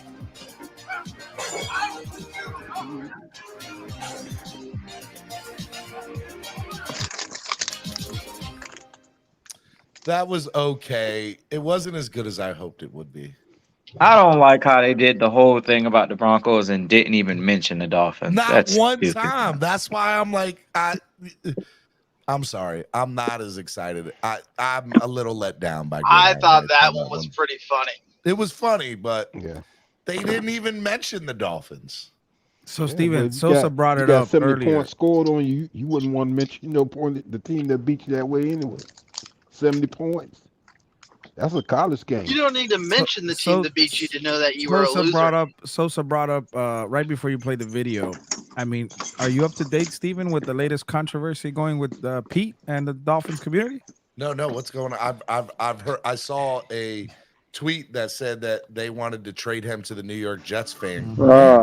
Leave You Pete can't trade Pete. alone. Pete's not a real He fan. crossed Good the line again Lord, yesterday, bro. and I was gonna text him this morning because I got about 20 something DMs and people tagging me that we should ban Pete at least for a couple weeks. I ain't gonna lie. No, fuck a couple weeks. I ain't gonna lie. I'm not gonna support your platforms if you let Pete on anymore. Ban him from what? Hell yeah, Dre. From Twitter. I'm not gonna support your platforms. I'm gonna He just doesn't keep come it G to our real. If I platforms, see him on Dre. your platform, When was the I'm last time reporting you your talked to Pete? page. I'm disliking. I'm unsubscribing. All that. Jay, you say this once every year, twice And every you know year. I mean it, Steven. You 'Cause know you've I done mean it it. a couple times. What Y'all hear was from said? Pete once every What month. did he do? Leave Pete alone. Just turn Twitter Rashad, on. shut up for a second. Just Robert, just turn What Twitter the on. hell I've been happened? quiet Go through your timeline. for the last 45 minutes. I don't want to talk about Pete for 2 hours. Change I the just fucking want to know subject. what the fuck happened. He said There the you are. Dolphins are fake. The Dolphins aren't real. Tua isn't real. It's all McDaniel. Who gives a fuck? God Nah, damn. you're over But $5. You're over No, I've did- sworn twice, but Steven. I'm but at he $4. did it. He did it $4. like in a space full of other I don't care when Pete does that in Dolphin spaces, whatever. But when you do that, it's like you like kneeling down and sucking Jets fans and Buffalo fans and god dang New England fans and 49ers fans. It's like you bending down and sucking their cock and validating Whoa, all their the negative kids stuff. listening. I don't care about them kids. Y'all let them kids listen to Pete. Pete over there giving them brain damage, and y'all let him do that. Them kids listening to Cardi B. Now that's the truth right there. I heard about that. If you too. care But about you them got- kids, you wouldn't let them listen to Pete. How about that? Pete's a Falcons fan. Why don't we Prove me talk about wrong. it? No, I heard about that too, Stephen. Did what you just put up? I heard the same thing. That's what they're saying. Hey, bring Pete up here so he can get cooked. Well, I mean, I was told by Andrevius that if I allow that to happen, that he's gonna unsubscribe from my channel and report me like he did 2 times. Steven, you before. just got me back. Don't do it. You just got me back. Tua's cousin. What's going on? Hello. Somebody needs to ban. Somebody needs to pay to ban Pete so I can keep Andrevius. Because I can't. If Pete comes up here, I gotta let him on. I'm just saying. Man, I hope Andrevius eats him alive if he comes up here. All right, You won't say it. You won't say. Let me nothing to Pete just get Andrevius. ready. Let me just get ready to unsubscribe again. Hit the dislike button. Report your Twitter page. Let me get ready to do all this. I got it queued up Dre. right now. Hey Dre, we could vote off other teams' fans on here, right? Yep. Just enforce the vote. Pete, you want me to? Pete. Steven, you want me to do the honor and call Pete? No, Pete's in the chat. He said, "I wish I had the time.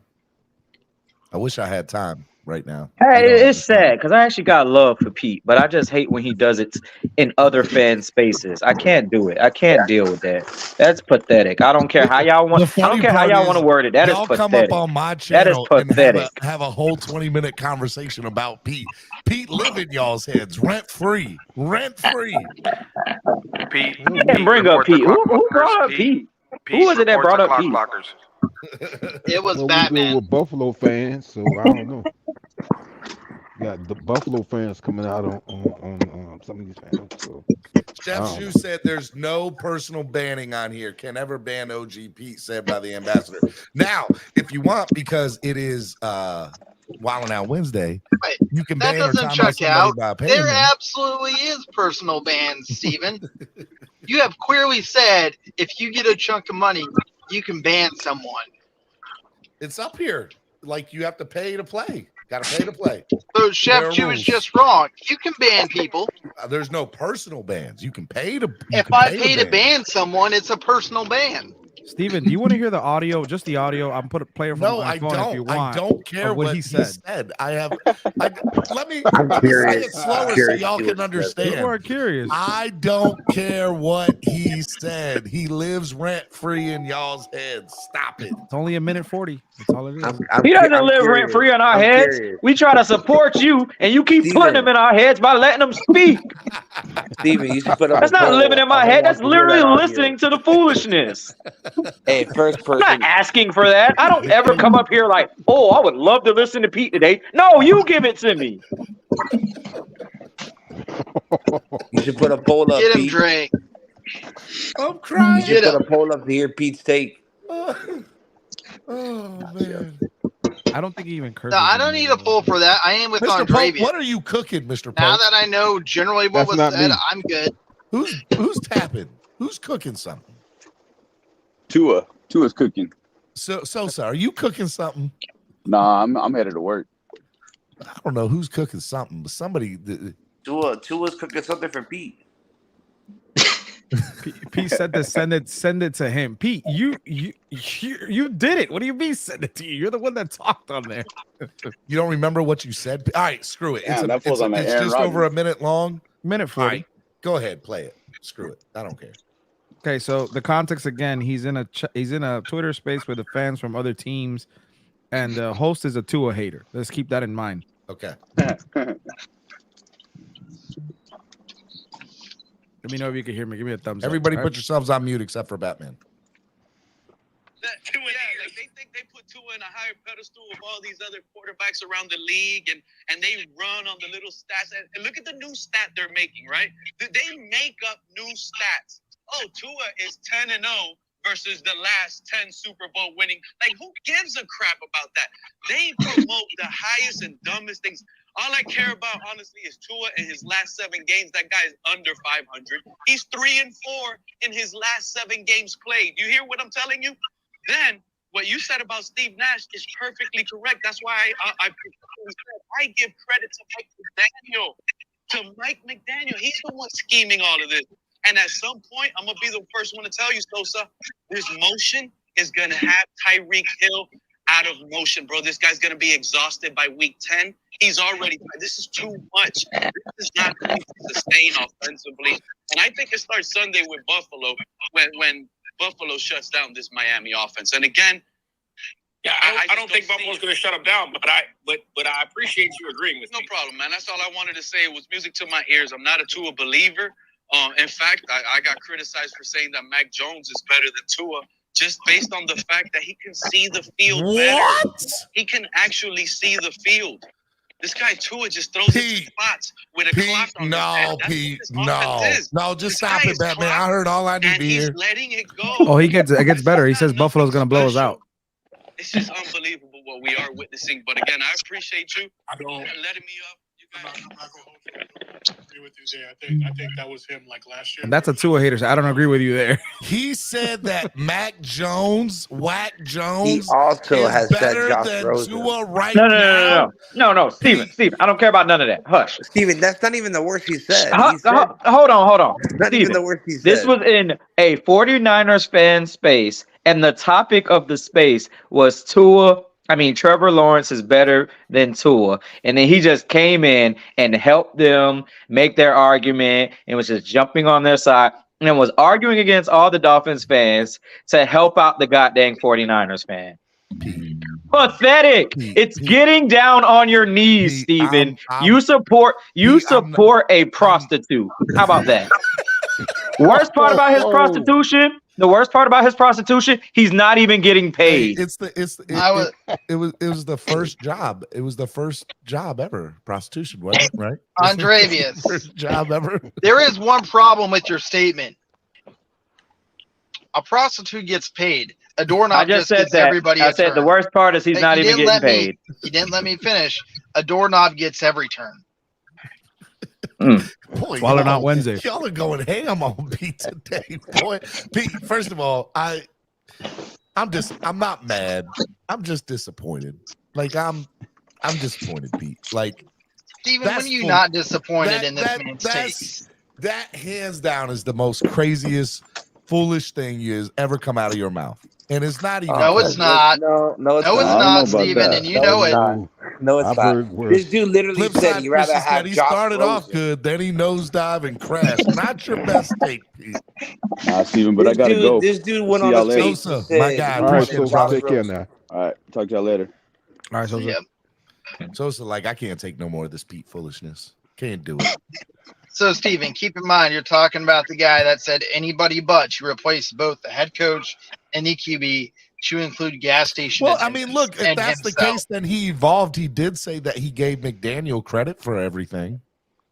Are you really trying to say this? Don't take that. Don't take that. Are you really trying to say this? Look, I'm Mr. Spread Kindness, Positivity. No, Steven, just call this what it is. That was bullcrap. You gotta call a spade a spade, my friend. Gotta call a spade a spade. Pete, you need to pay for these actions. Like, this is bad. Okay, as your fan attorney. Okay, I don't know a defense that I can play for you with this. This just looks bad. Okay, all around. You are on tape committing murder. Okay, I can't. How am I supposed to give you a defense on that? If the glove fit, it doesn't. If it doesn't fit, you must have quit. There ain't none of that. That's clearly your voice on there. That's clearly your words. I can't do it, Pete. I just can't. By the way, Steven, yesterday I must have played Solo D's Let's Go We Cooking Buffalo at least 20 something times. At least. I'm getting ready. I'm already hyped. It's Buffalo week. We cooking Buffalo. I'm not gonna lie to y'all. So I have a friend of mine, who's well. Anyways, we were talking yesterday because we're obviously I'm selling some tickets for some of these home games, and he's like, "Yo, I don't want to hear no excuses. You need to start saving your money." And I said, "For what?" I'm like, "I'm already buying playoff tickets. We're good." He goes, "No. It's not the playoff tickets. Super Bowl tickets." I said, hold on. It's $4,000. Yo, straight. No, that's $5 or $6 grand, bro. Probably. Dude, after I was like, I didn't even think of that. And then I was looking, and I'm like, all right, I just sold 2 games.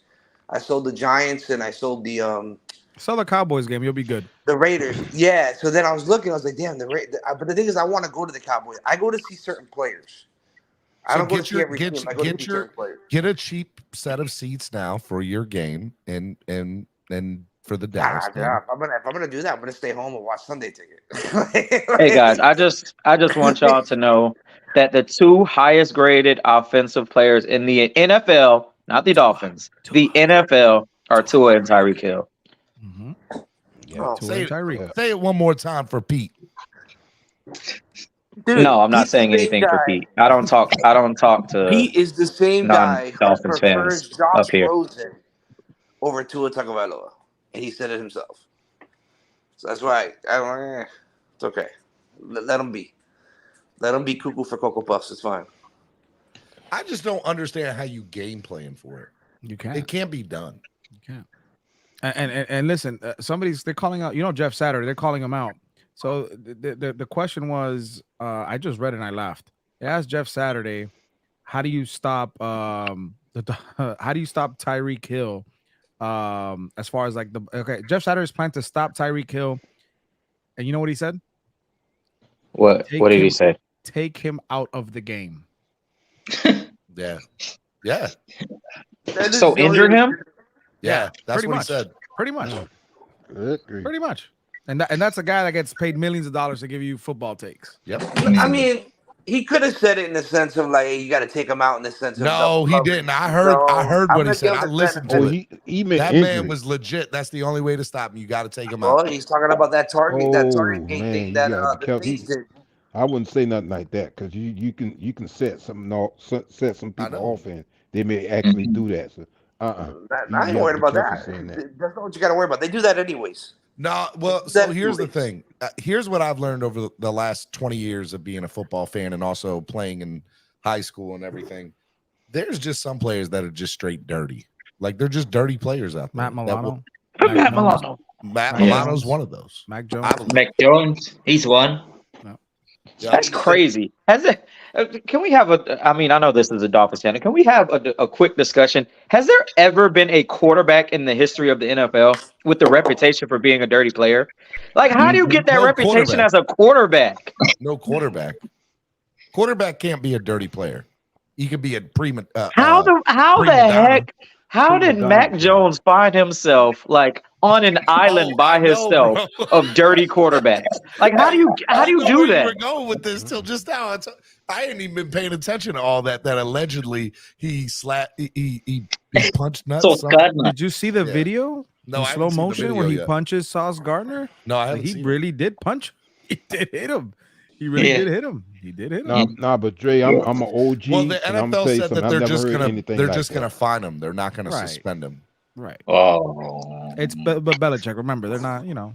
yeah. Well, y'all gotta understand how difficult it is to get that reputation when you play quarterback.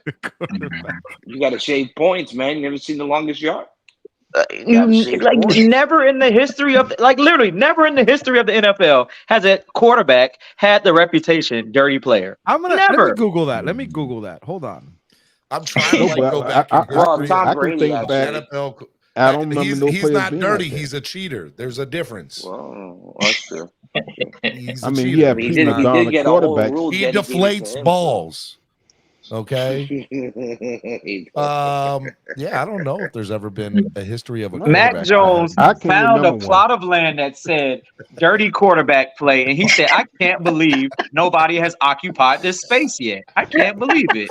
Dre's on another one Let me just get comfortable right now. Let me get comfortable. Nobody else is here. This is mine. I'm claiming it as my own. Benalo says Mac Jones, it's on video, and it's not the first time. Yeah, Wow. remember the I didn't know sliding it wasn't kicks? the first Remember time. when he did like last season when he went for a slide and he lifted his leg up last minute to hit somebody? You don't remember that? Yeah. Wasn't Mason Rudolph considered one? Well, no, he was considered a racist. No, Mason Rudolph said what he said to what's his face, Miles Garrett. And Miles Garrett about committed homicide with a helmet. Facts. Yeah, for real. Facts. Him and Marquise. That whole offensive line, that was crazy. He took his helmet and swung it at Mason Rudolph and was like, "What you say?" So you know what's crazy, Steven? If you Google, I just Googled dirtiest play at quarterback, and every single article is Mac Jones. Every single article. Every single article. Are you trying to say Mac that Jones. Andrevius is like? He's right. No, every single Andrevius article right. is Mac Jones. Because like I said, all the years I've been watching football, I've never heard of a quarterback being like that. Now we've had prima donna quarterbacks. I mean, quarterbacks with all kind of. Oh, look at how you Red, say, White, their and own Bills. ways. Speaking of dirty, is Wilkins gonna try and grab Allen's dong again or not? See, Listen, Red, White, and Bills. Let's not forget about Josh Allen. Let's not forget about End of the Josh Allen being day, a dirty player. even if you can say that Wilkins is a dirty player, he plays defense. There's a lot of those. There aren't any quarterbacks who do this. I'm so glad I don't play against Christian Wilkins because I've heard some stories. I've heard legit stories, secondhand, not firsthand, secondhand, of stories that people told me that was told to them about how Christian Wilkins is on the field to the opponent. And it's like, it's Michael Jordan. I need to get a new player every year for practice because I straight up, demolish them mentally and they're done forever. It's bad. It's bad. He's the biggest trash talker we have probably ever had on our team, and it's hilarious. I love every second of it. So you know what? I don't care, Red, White, and Bills. My man, you got a dirty player. We got a great trash talker. By the way, Steven, I don't know if you want to play because I know it's Twitter, but I just tagged you in Dove Kleiman's. He did a video of the 4 dirtiest plays Mac Jones has done as a quarterback, where he dove at our own now Miami Dolphin player now. What's his name? Our cornerback from Bengals. Eli Apple. He dove at his knees. What's up, Batman? What's up, Todd? What's up, Todd? Man, I think the slow Buffalo secondary ain't gonna know what to do with our speed. I agree. Wait a minute, are we getting Waddle back too? You seen that video, Steven? I'm That's watching crazy. it now. I can't play it on here, but he's dirty as he's pretty dirty. Bad. It's pretty bad. What video are you watching, Steven? I just retweeted it. It's pretty bad. Like, there's enough visual for the NFL to say this is like not enough to suspend him when there's clearly a track record here that shows that he's dirty. Yeah. Did you look at the kick yet from last year? Oh my God, he straight up put his leg up and kicked the Chicago Bears player in the nuts. Yep. Yeah. Good. And like, you can't tell me it wasn't on purpose. Oh, he's tripping players, going after people's ankles at full speed. Oh man. Dre. Mac Jones might be the dirtiest player in the league, bro. I'm telling you. He might be the dirtiest player in the league. Wake up call. Batman. What you were talking about earlier when you first came on here, about what point did you kind of get a little bit emotional? Watching Tua lead that dance, coming from where he come from to leading the Congo line. That was awesome.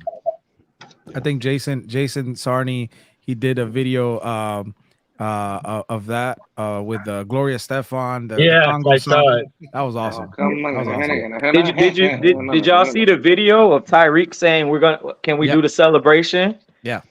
Before, and then Tua was like, "Yeah, we're gonna score right here. We'll do it right after." Score right here. We're gonna do it after it, bro. I'm telling y'all, right? Hey, here's the best part about this whole ordeal: the confidence level that Tua has gained in the last 18 months is night and day. 18 months ago, this guy didn't know if he was going to be on this team because there was nobody that really backed him up. He didn't know what was. He didn't know if he was good enough to play in the league. Because he was told by Flores, "You're not that good. I don't have another option, so I got to play you." Cover your ears, Batman.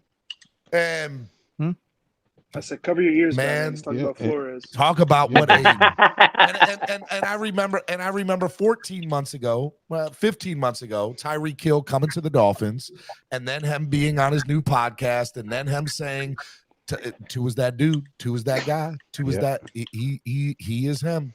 And everybody said, "Oh, he's just saying that to pump up his head." Tyreek might have been on to something then. He knew. Well, even let's say Tyreek had no clue that Tua was any good, and he really was just doing it to try to get the kids' confidence up. God dang it, it worked. It worked. Because Tua cranked up his skill set big time. Tua is off the chain. He is off the chain, and he is feeling it, and he's doing it. And he's showing it on the field. Cool. It's only right that. Sorry, go ahead. No, go ahead. I thought you were done. My bad. No, go ahead. I'm done. I was just gonna say, I think it's only right that we got to give some credit to McDaniel as well in this whole conversation. Of course. The fact of the matter is he's been in his bag, and I'm not saying this to take anything away from Tua. We can all see that he's playing lights out. He's playing like the best quarterback in the sport. But the bag that McDaniel is in right now, man, with the motions and the new layers that we've seen every single week, it's not like it's the same stuff that we've been seeing that's been dominant. It's new layers every week. Right. The only other thing I wanted to say while I got the mic is, I don't know if you guys noticed this, but there was a reshuffling of our dime and our nickel sets against Denver. The dime the first 2 weeks was Eli Apple coming in, moving Cater inside. This week it was actually Justin Bethel coming in instead of Eli Apple and keeping Cater on the outside, and Bethel was playing that slot. Then even in the dime, it's not like Eli Apple was the fourth corner in.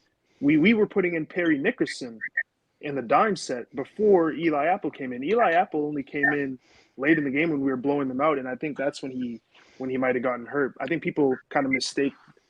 They think he was in early and got hurt. I rewatched the game, in the first few series, when we went to nickel and dime sets with those extra corners, Eli Apple wasn't in the game. So I don't know.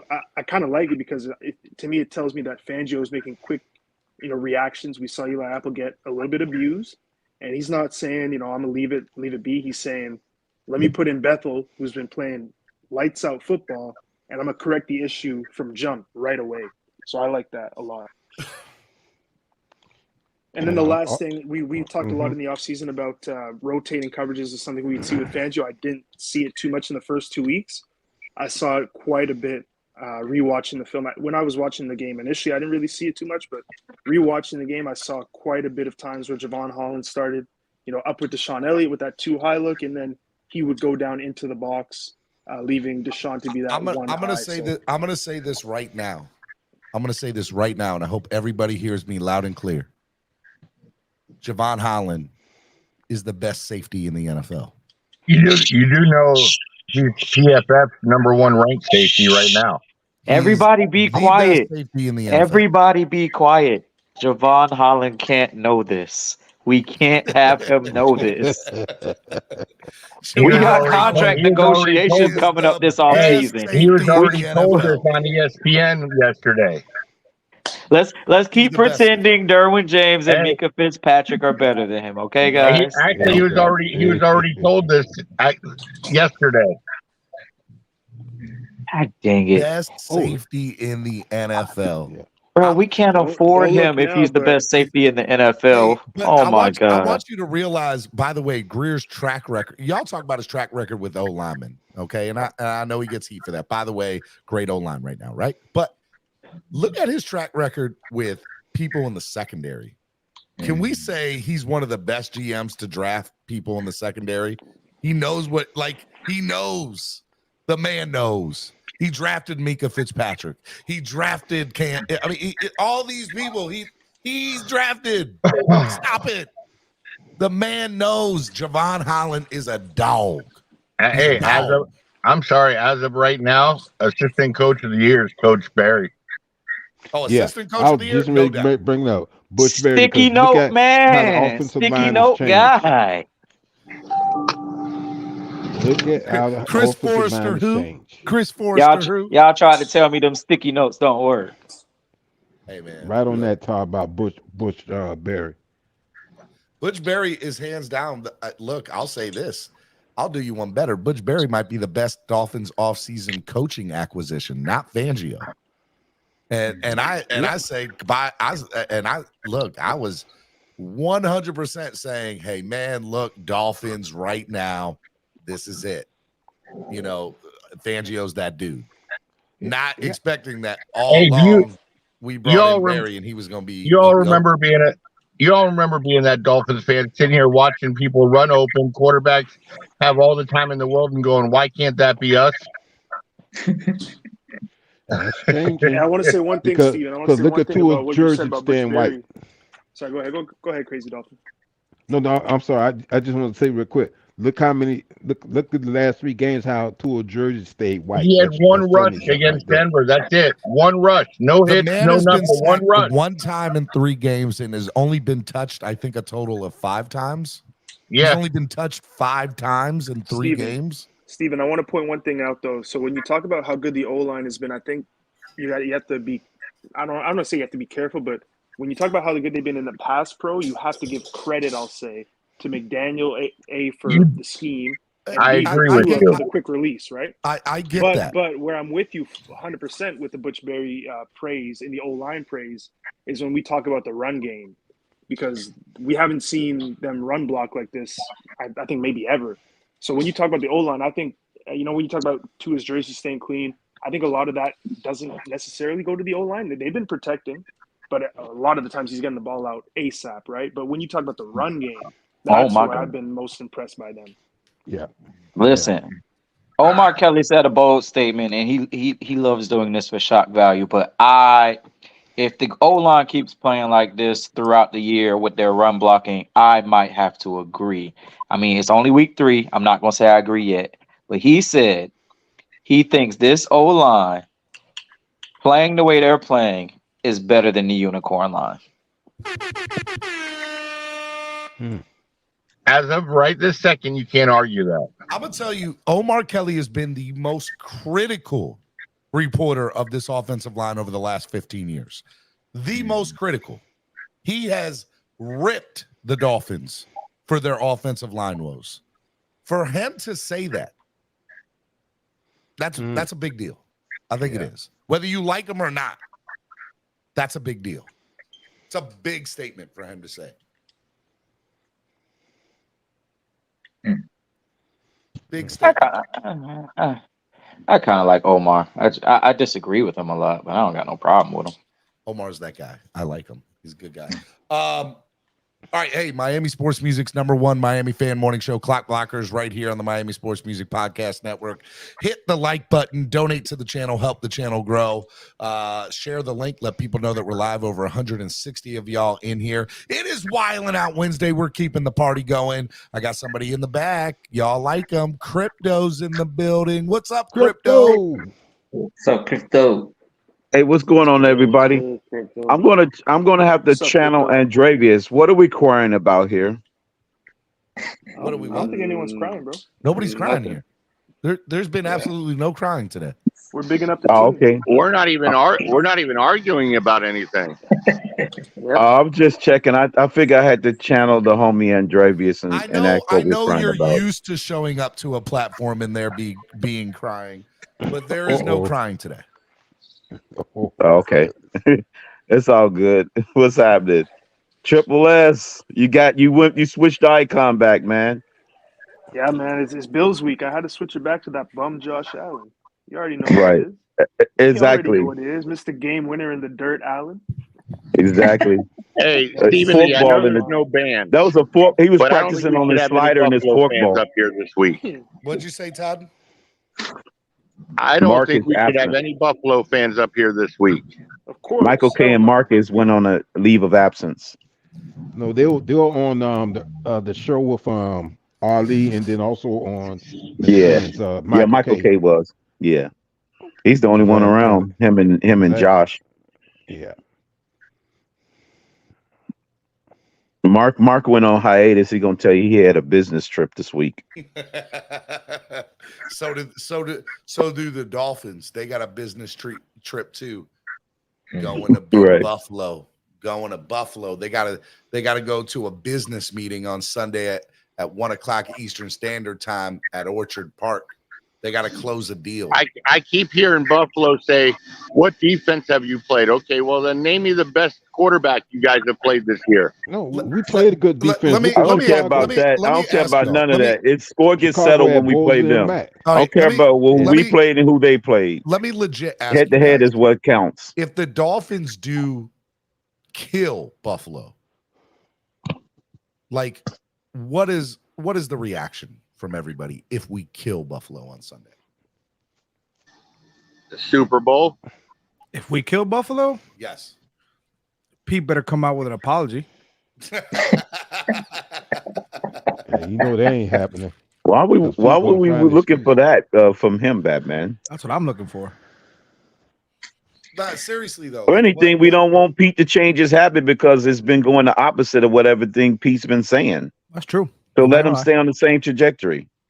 Devon Because once he changed his habit and start rooting for us, we might start losing. Devon Achane was named the AFC Offensive Player of the Week. Yeah. I got him on the waiver wire in fantasy, Steve. And 200-something yards. Which fantasy league? Wow. I got an AFC ESPN. I'm in the ESPN. Offensive Player of the Week goes Oh, to the ESPN. Devon Okay, Achane. I started a pick'em. If you want to join the pick'em, I did a pick'em for TFTG. I did a pick'em. If you could join, do all your picks of the week. Yeah, on ESPN. How So do I yeah, find you could just look it up by the TFTG. I could send the link. on ESPN. Yeah, Yeah, put it in the chat. I created it. Yeah, it's only 1 week old, so I'm like a week behind because I started it in week 3. It's all good. How So the awesome numbers is are a little that? skewed. So look, are the Dolphins going to break some season records from running backs this year with yards? No. Or touchdowns? I think we're getting too ahead of ourselves, but we're gonna have a crazy offensive season. But I think it'll start to level off a little bit, like midway through the season. Yeah, but as of right now, we do lead the reversion to the NFL in mean. rushing and passing as a team. Well, Todd, that's what a 70-point game outburst and 10 touchdown game do for you. It puts you out ahead in Well, the stats. no, it's not even just that. It's just the yards in general. We've gone up each week in rushing yards, and it's the the passing yards. It's not. How even do you get to 70 points? Is by getting those yards. Yeah, but usually it's one way, or it's either passing or rushing. We're doing both.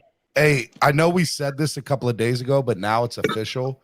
Vegas's new favorite to win NFL MVP, numero uno.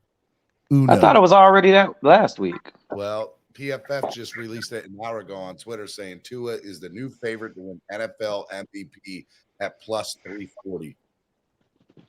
So, what was it last week? It wasn't that way. No, so it must have changed this week. Yeah, I thought it was last week too. Flipside Fish said if we whoop Buffalo, not just barely beat them, it's a wake-up call to the NFL, and we can start talking Super Bowl appearance. I like it. What's whooping them? Is winning by 2 touchdowns like we won big? I think anything above 10 points is a whooping for them. Okay. Anything above Just making 10. sure we're on the same page here. Yeah, no, I think I don't want to win by 13 and y'all be like, "Oh, well, it was a close game." Nah, dog. I think that anything above 10 points In double of beating digits, them yeah, it's the threshold. is 100% a whooping on them. And if we do end up like killing them, like 20 points or something, and I'm not saying that's out of the realm of possibility because we just put up 70, so who knows? Don't just, if you don't want hopium, if you don't need your daily dose of it, don't come on Victory Monday because I'm going to be unbearable if we beat them by 20 or more. I'm not saying we're going to, but if we do, nope, just don't come because I'm gonna be unbearable. I think we will all be unbearable if that happens, and the Buffalo fans will be in hiding. I agree. I'm gonna be honest, Steven, I probably won't be here for Victory Monday because I will be in Twitter Spaces giving Buffalo fans hell.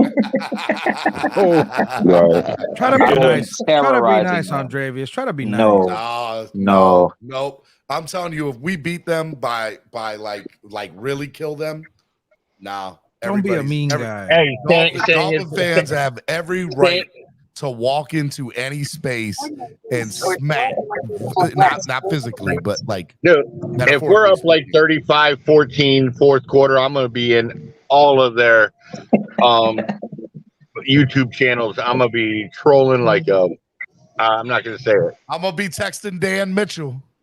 Dan, my guy. What's up, buddy? How you doing? How you feeling? How you feeling, bud? Yeah, it's insane.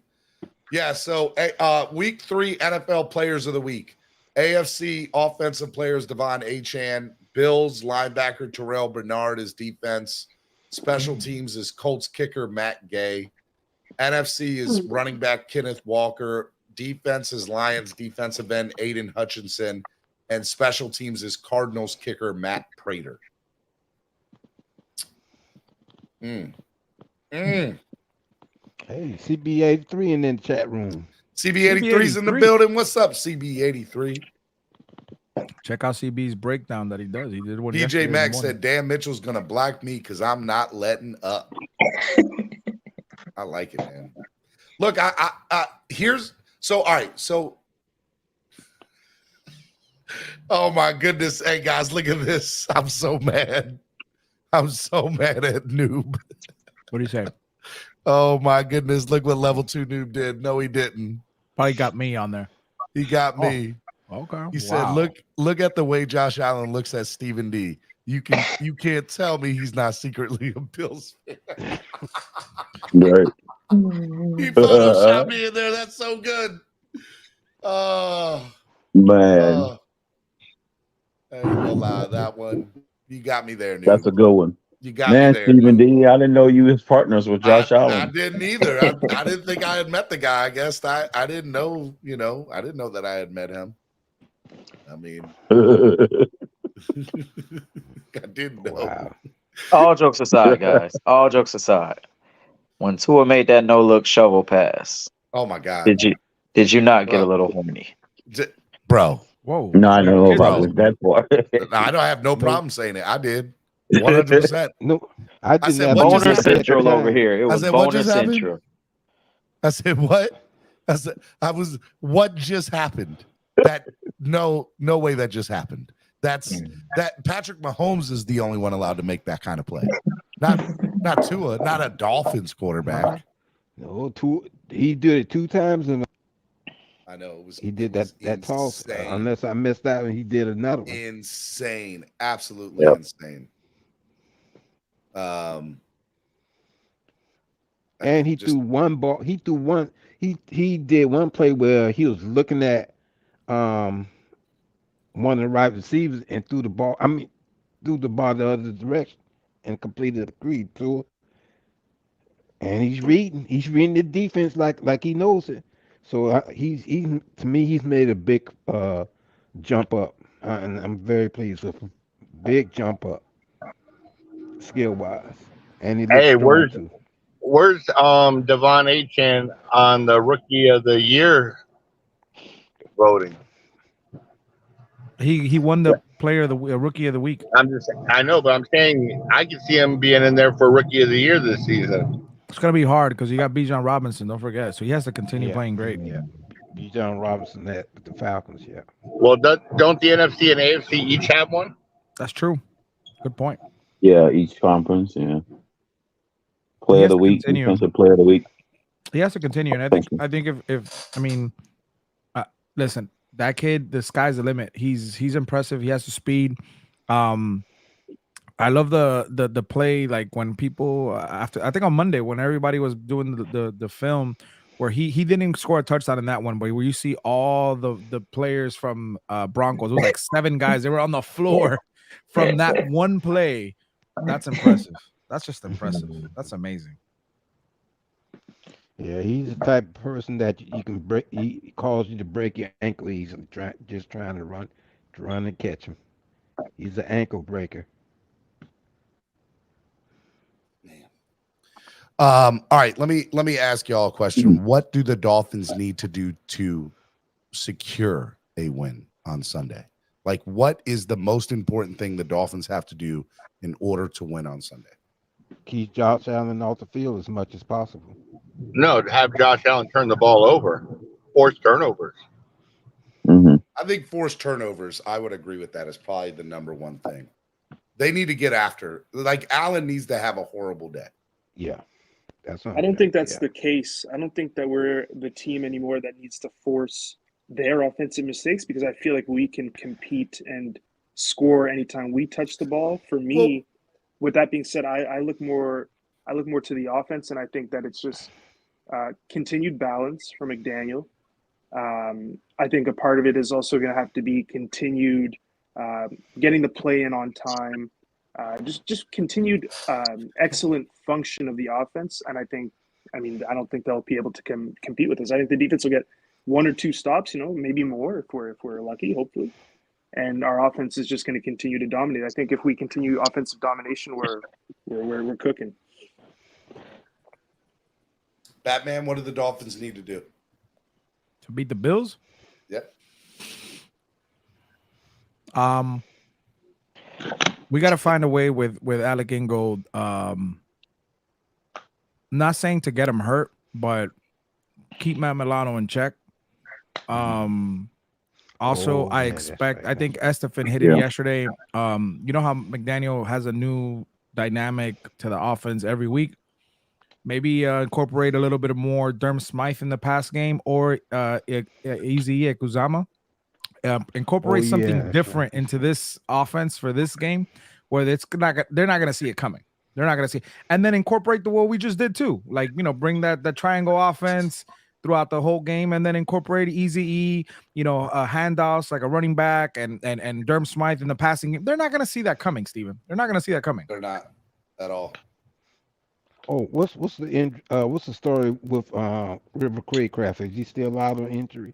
River Craycraft, I think, is going to be out for the next 4 to 6 weeks. In my opinion, might be out more too. Oh, okay, he might be out. I think he's going to be out. It looked like collarbone. He'll be back this year, but he's going to be out for a little while. I wouldn't be so sure, man. To me, it looked like collarbone the way that he went down. like where he went down and how he reacted afterwards. Mm-hmm. I mean, I'm hoping it's not that, obviously, but we don't know what it could be. Again, worst case to me would be broken collarbone. But again, I knock on wood. I don't want to. Robbie Chosen. Robbie Chosen, next man up. Yeah, he looked good. He did look good. Barrios. Yeah, I'm not afraid, with the depth that we have at that position. But River, if you notice it, River Craycraft got in the game before Braxton Berrios did on Sunday. The first two plays when we were in 12 personnel, the two wideouts was River Craycraft and Tyreek Hill. So he was in the game before Berrios was. So it definitely still hurts. But like you guys were mentioning the other names, Berrios, Ezukam, we just talked about Chosen Anderson or Robbie Chosen, whatever. We got good depth at the position. So hey, you know what? We probably got this guy coming back, Jalen Waddle. He might be back. Jalen Waddle. Golly, maybe you've heard of him. About that. Isn't that crazy? When is we did 70 points without Waddle. That's insane to me. When are they going to have media availability? I need a Waddle update like yesterday. So probably today. Look. It should be. I know they have it today, but do you know what time it usually happens? 4 o'clock. Oh, okay. Yeah, it should be this afternoon. He should be past the concussion protocol, right? Mm-hmm. I feel like he probably could have Unless they're been gonna cleared give him for the Sunday, but they just being extra unless they're gonna give him the treatment for like they did Tua last year and make him stay out 3 games. Please God, no. No, that's okay because we still right. That's what I'm saying. That's also a possibility. Nah, I guarantee you, everybody who's even remotely healthy wants to play in this Bills game. Like they want to play in this game, and they are going to do everything to play in this game. Yeah, Waddle is one of those people. Oh, Waddle did it at Alabama. When he was hurt at Alabama, he was trying to come in and play. I just Bobby Schauss just tweeted a wide receiver production chart. And oh my God, top right, Tyreek Hill. Oh, everybody else is at the bottom left, and Tyreek's all the way at the top right. He's like by himself. Nobody's like even in the area. Also, I want to point out Keenan Allen is having a great season, and he is up top, but he's kind of left of Tyreek Hill. Too bad he's got a bum quarterback. He does have a bum quarterback. Facts. Is that my boy? Oh, where are you at, man? Are you ready for Josh Allen turning the ball over? He's gonna have 6 picks Sunday, leading to 80 Tell me points. how you really feel. Wow, they leave him in that long to get the 6th pick. Greg. They would have pulled him out to the 4th pick. We're gonna score 80. We're gonna score 80 on Buffalo. I like the way you think. I don't know what you're. According to this chart, Chase Claypool is the worst receiver in the NFL. He is. He plays for the Bums. What's that yard separation? I mean, what's thrown in the total mix? EPA when targeted and versus yards per route run. Yards per route run. Yeah, Chase is not separated at all. Jesus Christ, this is terrible. He was better off than in Pittsburgh. He's staying there. Oh, that's right. He chose Pittsburgh. At least he freaking had a shot with Pickett. Pickett's throwing. I think he's got the most 70-yard pass plays. Sean Andrew Siciliano, who I love, by the way, who should be doing NFL Red Zone. I'm still mad he's not. But Andrew Siciliano tweeted, Sean McDermott says he'll give the Bills scout team a rest between reps this week because of all the motion that the Dolphins use. Quote, just to simulate that speed, it's unique, end quote. Wasn't I talking about this, Batman, earlier? That there is no way that a scout team can mirror what they're going to see on a Sunday against the Dolphins. There is none. There's absolutely none. You can't simulate it. You can't replicate it. Can somebody tell Sean McDermott to stay off the weed? What is this guy smoking over there in Buffalo? You can't simulate this. This is impossible. Stay off the weed. Hey, this is the chart that Andrevius was just referencing. Yeah, it's ridiculous. I mean, it's insane. It's Tyreek Right. Hill, and then Justin Damn. Jefferson looks to be the second, but he's down at 15. And then Keenan Allen and Devontae Adams and Amari Cooper, but nobody's at the far right. I mean, Tyreek Hill essentially, anytime he gets the ball, is major productivity. You got to be accounted for. I kept Can we using send? the term. Can we It's send called Kansas gravity, City man. another pick? Hey, by the way, I just want to put it out there. Hey, listen. Hey, Steven, I don't know if you caught this yesterday. The Miami Dolphins posted this, but they said, so Tua with 1,024 yards, right, for the season, for the first 3 games is a record in franchise history. Hell for the yeah. Miami Dolphins. Yeah, I feel you. I'm just saying, like, let's, you know how you buy anything these days, they flip that screen around and they have a tip option. Let's just send them another pick as a tip. No, nobody's with me on that. Okay. Yeah, I'm Okay. fine with that, Andreas. I wonder why You guys are bad tippers. I could tell. I don't want to hang with you. I got one for you. I'm okay with that. Remember what your boy Pete Maybe said. start at when 2%. we traded for Tyreek, don't forget what Pete said. That was a dumb trade. We could have drafted somebody with those picks. What do you say? Why would you get another little fast guy? We already got Waddle. Why would you? Now we got 2 of the same guy. You can't win like this. This is stupid.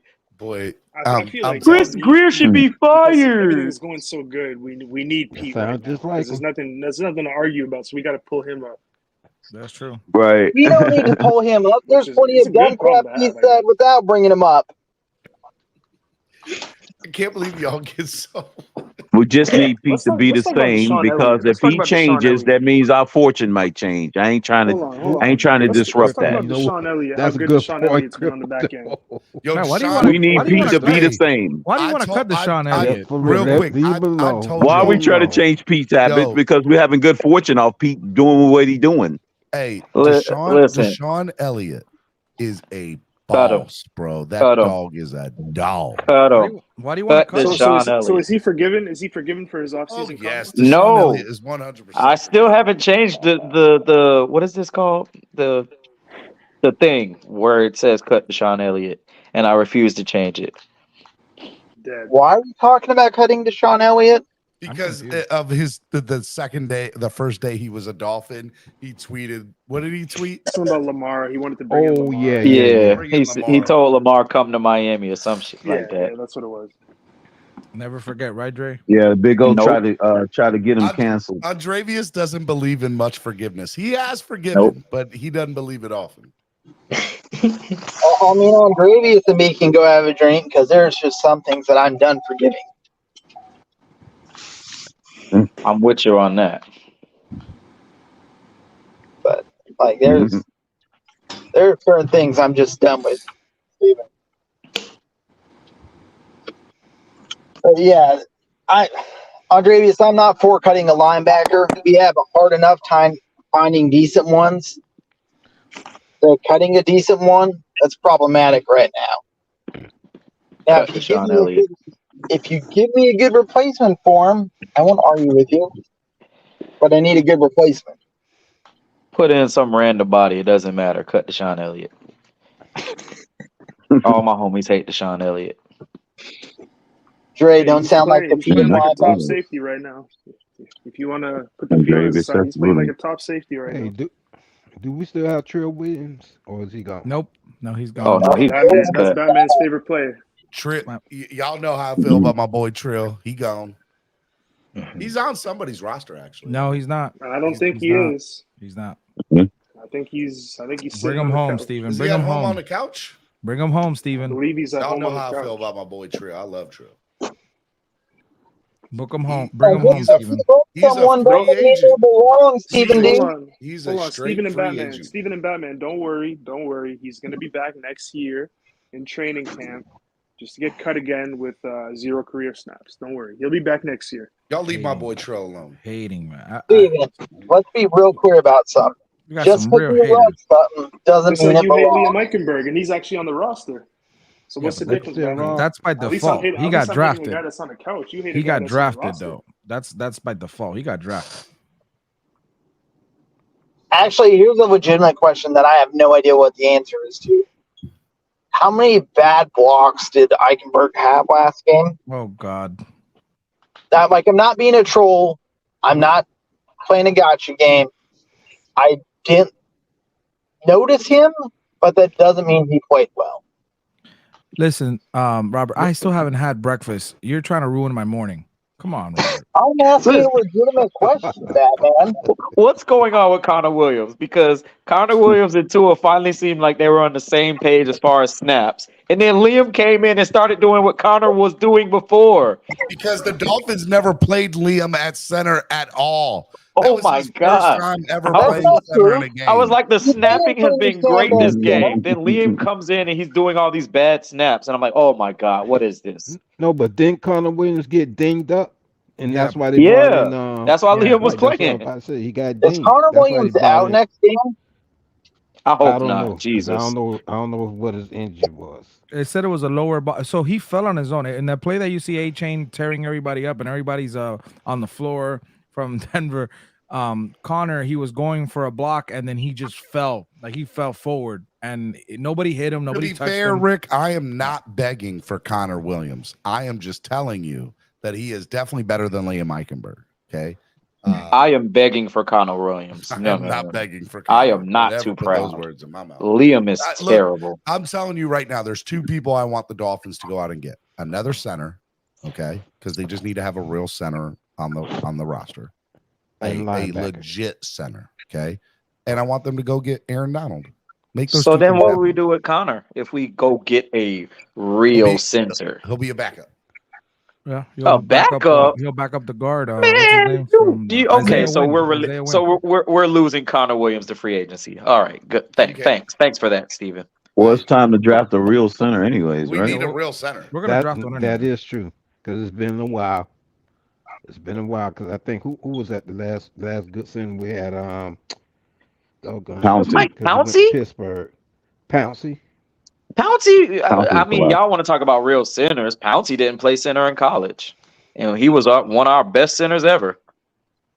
He was. Yeah. No, he didn't, but at the NFL level, he was great. Yeah. Yeah, man, his brother. That's right. I keep forgetting. He didn't go to Pittsburgh. He went somewhere else after he got hurt. He went to San Diego. Yeah. Well, before he retired. Mm-hmm. Yeah. He made it to a Pro Bowl right after he left us. Yeah, because he heard it. Yeah, he heard his hip. He had a bad hip injury also. I just also want to say Robert Hunt is playing great as usual. And Austin Jackson, oh my God, guys. Give him time. He's in his not offense. great. That's what Greer tried to say. He's not great, but he is competent. We have a competent right tackle, guys. Can you believe it? We do. No. Barry. No. Well, Dravius, didn't Greer tell y'all? He is a top 5 center because of his blocking ability, not because of his snapping. And again, I will say it like I've been saying for months. In order to be a really good center, I don't just need a good blocker. I need somebody who's very confident and comfortable in snapping the ball. And you know what? If he does it 90% of the time, great. But I need 99% of the time, 98% of the time good snapping, because a true center gives me great snapping 99, 98% of the time. I'm not asking for 100%. I'm not saying you can't make a mistake, but I am guaranteed on 2 to 3 plays every game that Connor Williams is going to mess up a snap. Guaranteed every game. There's things that are guaranteed. Pete hating on the Dolphins. And Connor Williams messing up 2 to 3 snaps. Snapping. Apparently, Miami Fan Talk Show is saying that Pouncey did play some center in college after his brother got drafted. He actually did after his brother. Got drafted to the Steelers. I thought they got drafted the same year, and I know when they were both at UF. They did get drafted. Mike played left guard, and the other one played center. Yeah, I think they was back-to-back years. They won one after the other. I'm never wrong, CB83. Stop it. I'm always right. Stop that nonsense, CB83. Talking about Stephen D. Come on. I mean, not Stephen D, but Hey, did you go over and watch his film breakdown? Did you go to the film study? Mike Pouncey was drafted in 2010. Marquise Pouncey was drafted in 2011. Yeah, it's back to So back. whatever years. that dude said, it back to would have to be wrong because You're Mike right, Pouncey was Crypto. out before his brother was. Oh wow! Right. It's not like Okay. it's not I like thought it was Marquise back-to-back left and years. then Mike was a center. Mike left first. Marquise did another year. That's what I hold on. thought. I thought it was back to back years. Hey, Dre, Oh no, hold up, you I got saw it that backwards. chart I got about it Tua, backwards. right? That Bobby Schaus Mike did. did come out the year after. I got it backwards. My bad. Hey, Dre, you saw that chart about quarterback efficiency about Tyreek Hill? No. Yeah, you just met. Weren't you the one? Oh that yeah. mentioned it? Okay. All right. Well, he just put out another one for running back efficiency. Look at this. Look at Top the right, A-chain. And Mozart's up there too. Wow. Most and we want to A-Chain go killed all those narratives about small running backs running over people because he ran over a couple of people on his first touchdown. You know who they're comparing them with, right? He embarrassed a couple people on his first touchdown. Dunn. Hey, it's like he just killed that narrative about being a small back and being able to run inside the tackles. Yep, he's being Do compared. you guys to think Ward A-Chain has another 200-yard game this season? Yes, 100%. It's possible. All right. Here's some hot takes. There's Achane will rush for another 200 yards in a game this year. Tua will get benched 2 or 3 more times because we're blowing out teams. What a loser, right? Yep. I mean, What come a on, loser, he's such a that loser. guy. He's going to get benched in the fourth quarter for Mike White because we're blowing teams out at least 2 to 3 more times. And we're going to put up 50 points again at least 2 more times. I'm very confident in all of this. I'll agree with 50 one more time. We're putting up 50 at least 2 more times. I don't know about 2. That's a high bar, Steven. We got I one. would say 50 one more time. We're doing 50 The only thing I dislike is the benching of Tua. Just let the guy play the full game. No. When we're up by 40 points in the fourth quarter, sit his ass down. Sit him down. Steven, it doesn't matter. We're just going to get accused of running the score up either way. Hey, I'll say fuck it and go for it. I'll do you one better. Y'all ready for this? Mike White will have more touchdown passes thrown as a backup coming in the fourth quarter this year than Zach Wilson will have as the starting quarterback for the New York Jets. I got some news, Steven. I got some news. That's not a high bar. This might be a bad time. Jonathan Taylor is still seeking a trade. I already said it. Everything's going good right now, and this is gonna cause more. This is just gonna cause another argument between fans. I'm running away now. I love Jonathan Taylor. That means I would love to have A-Chain probably knew that news. That's probably what he had the game he had. You need to stop with the Jonathan Taylor nonsense and start pushing the Aaron Donald to Miami stuff. I knew he was gonna say that. Aaron Donald to Miami's the new narrative I want the fans to push. I'm calling up Christopher Greer. I love Christian Wilkins. This is gonna upset Batman, but if Aaron Donald is on the line, bye Christian Wilkins. Goodbye. No, I agree. Hey, goodbye. Hey, listen. Hey, shout out to Larry. Larry said this a long time ago. There's nothing wrong with wanting an upgrade. And I know, and it's good. And I know people are gonna give me pushback because are y'all ready? I'll be real with you. No. I don't think we have to give up Christian Wilkins this year to go get Aaron. Aaron Donald's getting like $30 million a year. What are you talking about? So this is what the Dolphins do. F those picks. And they will give up more picks so that they eat more of the contract, and we'll be fine for this year. And then next year, we're probably going to have to make a trade for Wilkins. But this year, we're going to have Christian Wilkins and Aaron Donald making a Super Bowl run. I like the sound of that. Yeah, I don't see McDaniel getting rid of Wilkins, especially when we're going to win a Super Bowl. I don't see him doing that. Not going to happen. But to be realistic, you could make it possible. You do Wilkins, maybe a first could get it done. Now you got to throw in players. But I can give 2 first-round picks, get Aaron Donald, right? And everybody's like, oh, you sacrificed 2 first-rounders. No, You sacrificed probably one because you're going to end up trading somebody who's worth a first rounder down the line. They eat the But money. Steven, you realize gluttony is a sin punishable by death. Let's stop getting greedy. No, sir. I am okay with Dolphins death. fan. You know what? I don't understand what that word means. Crypto, you need to be okay with death, okay? Because you always talk about how you don't want to wait for the rest of your life for a Super Bowl. If we get the Super Bowl and you die, we should be fine, right? Real quick, guys. Yeah, that's true. Yeah, I'm okay with that. Hold on real quick. I need Andrevius. Before I kick the bucket, right? I need Andrevius's counsel here. So 1, 2, 3, 4 Eps in the chat said he's high on medication right now, and he is in the back room wanting to get on. And I want to make sure I keep my boy safe because I love him. Should I bring him on? Wait, what happened? Eps has not been as insane as usual lately. He's been very calm, at least on Twitter.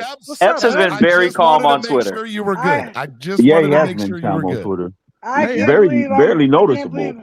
I can't It believe came I'm from a being- place of love. I don't want you to say anything that's going to get you canceled because you're high. I'm not going to tell you otherwise. I am high, but I just want to say, three things or three. I want to say 2 or 3. Jonathan Taylor, stay your ass in Indy. We don't need you. Okay. And I want to say the Bills. I mean, let's be honest. I've been watching other football games. And let's be honest, watching other football games after watching the Miami Dolphins, it's basically boring. You know what I mean? Like, we're so good, it's boring. The Bills are scared. Everyone's scared. We know they're scared. We know we're going to put up 50 on them. We know. And the last thing I want to say is I have not heard enough praise for the undrafted free agent, Julian Hill, 23 years of age, 6'4", pancake specialist. This guy would put out so many good blocks. He missed 2 big blocks in the fourth quarter. He put out so many good ones, though, Steven. And I've said about Julian Hill how great he is. Okay. And I think he's I'm not going to argue with you. I'm not going to argue. I think he's going to make a big step. I think he's going to make a big step, and he's going to be great. Even more great. You heard it here first. Hi, 1, 2, 3, 4 Eps said Julian Hill is going to be great.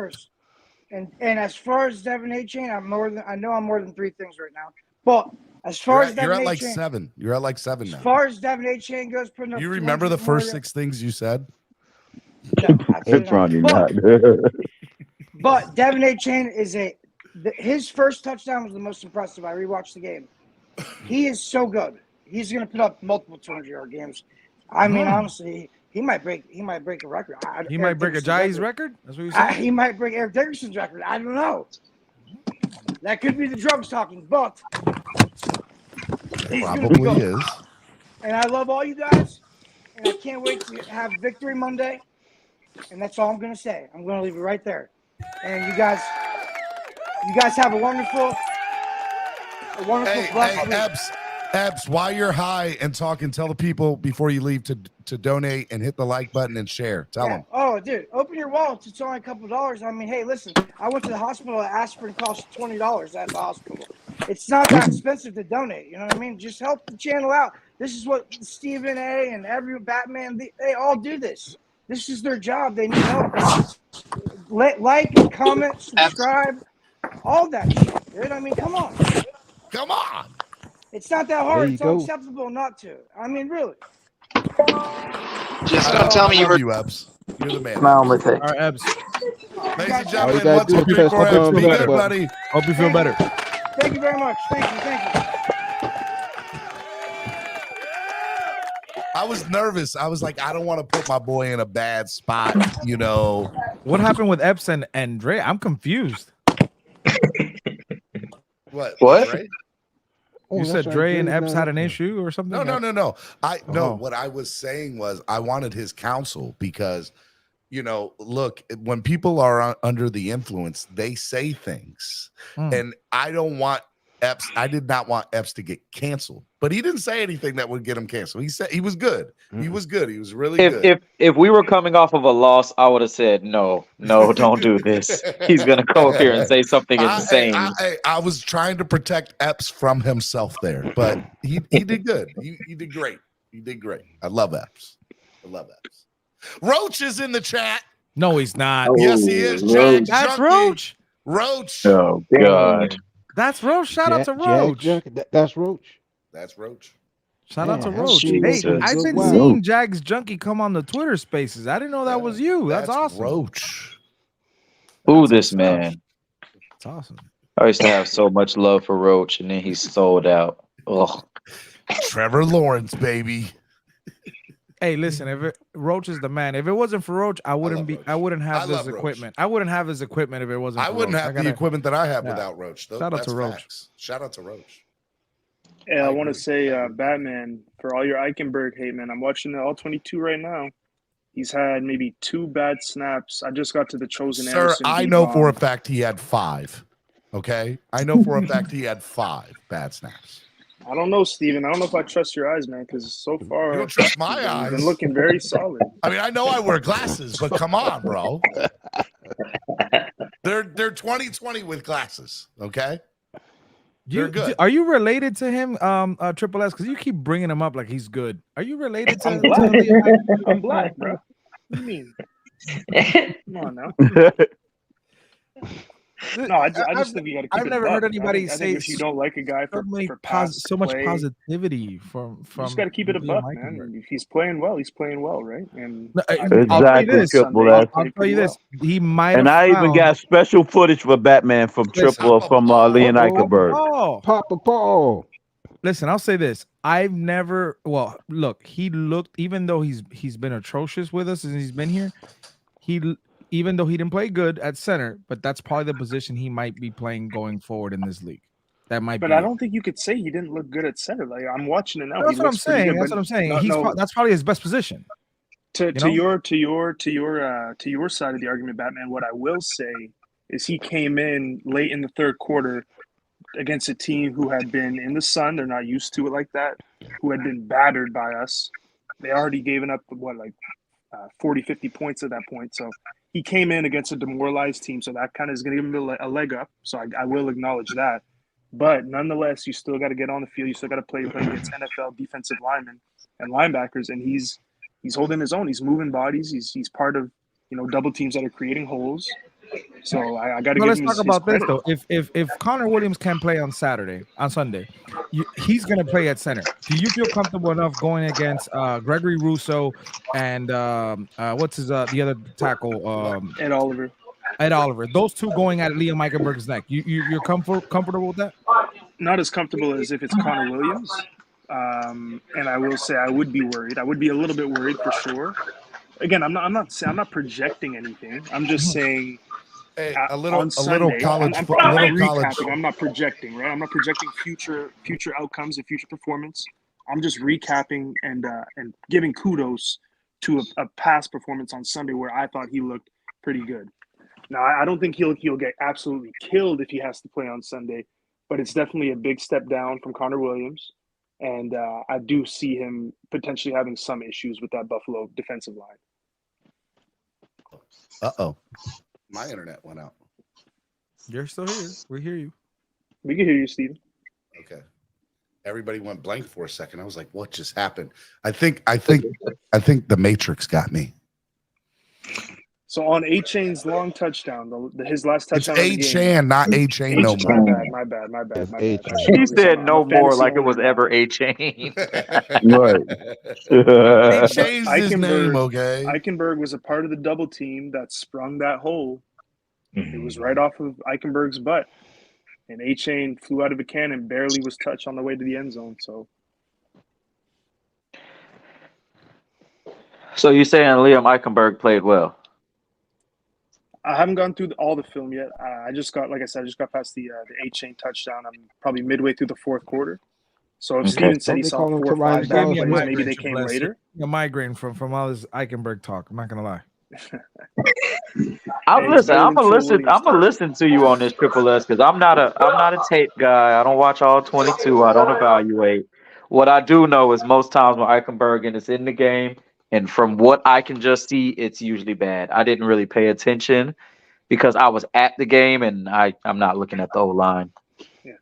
The two bad plays I've seen so far, there was one double team where he was doubling to the left with Armstead right before Armstead went out, and Isaiah Wynn pulled on that play. So the player that was right over Isaiah Wynn kind of split Armstead and Eichenberg. So Armstead's got to take a bit of blame on this play as well.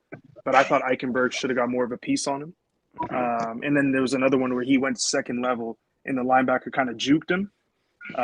But I will say the linebacker juked him going downfield. Like he didn't juke him towards the play. So he didn't make the play.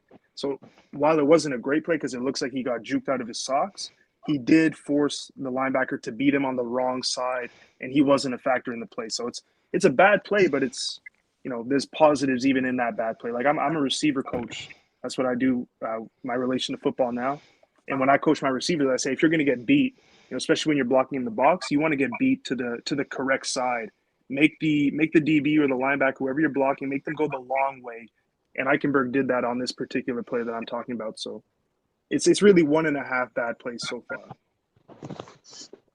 Again, emphasis on so far. I don't know if he collapsed late.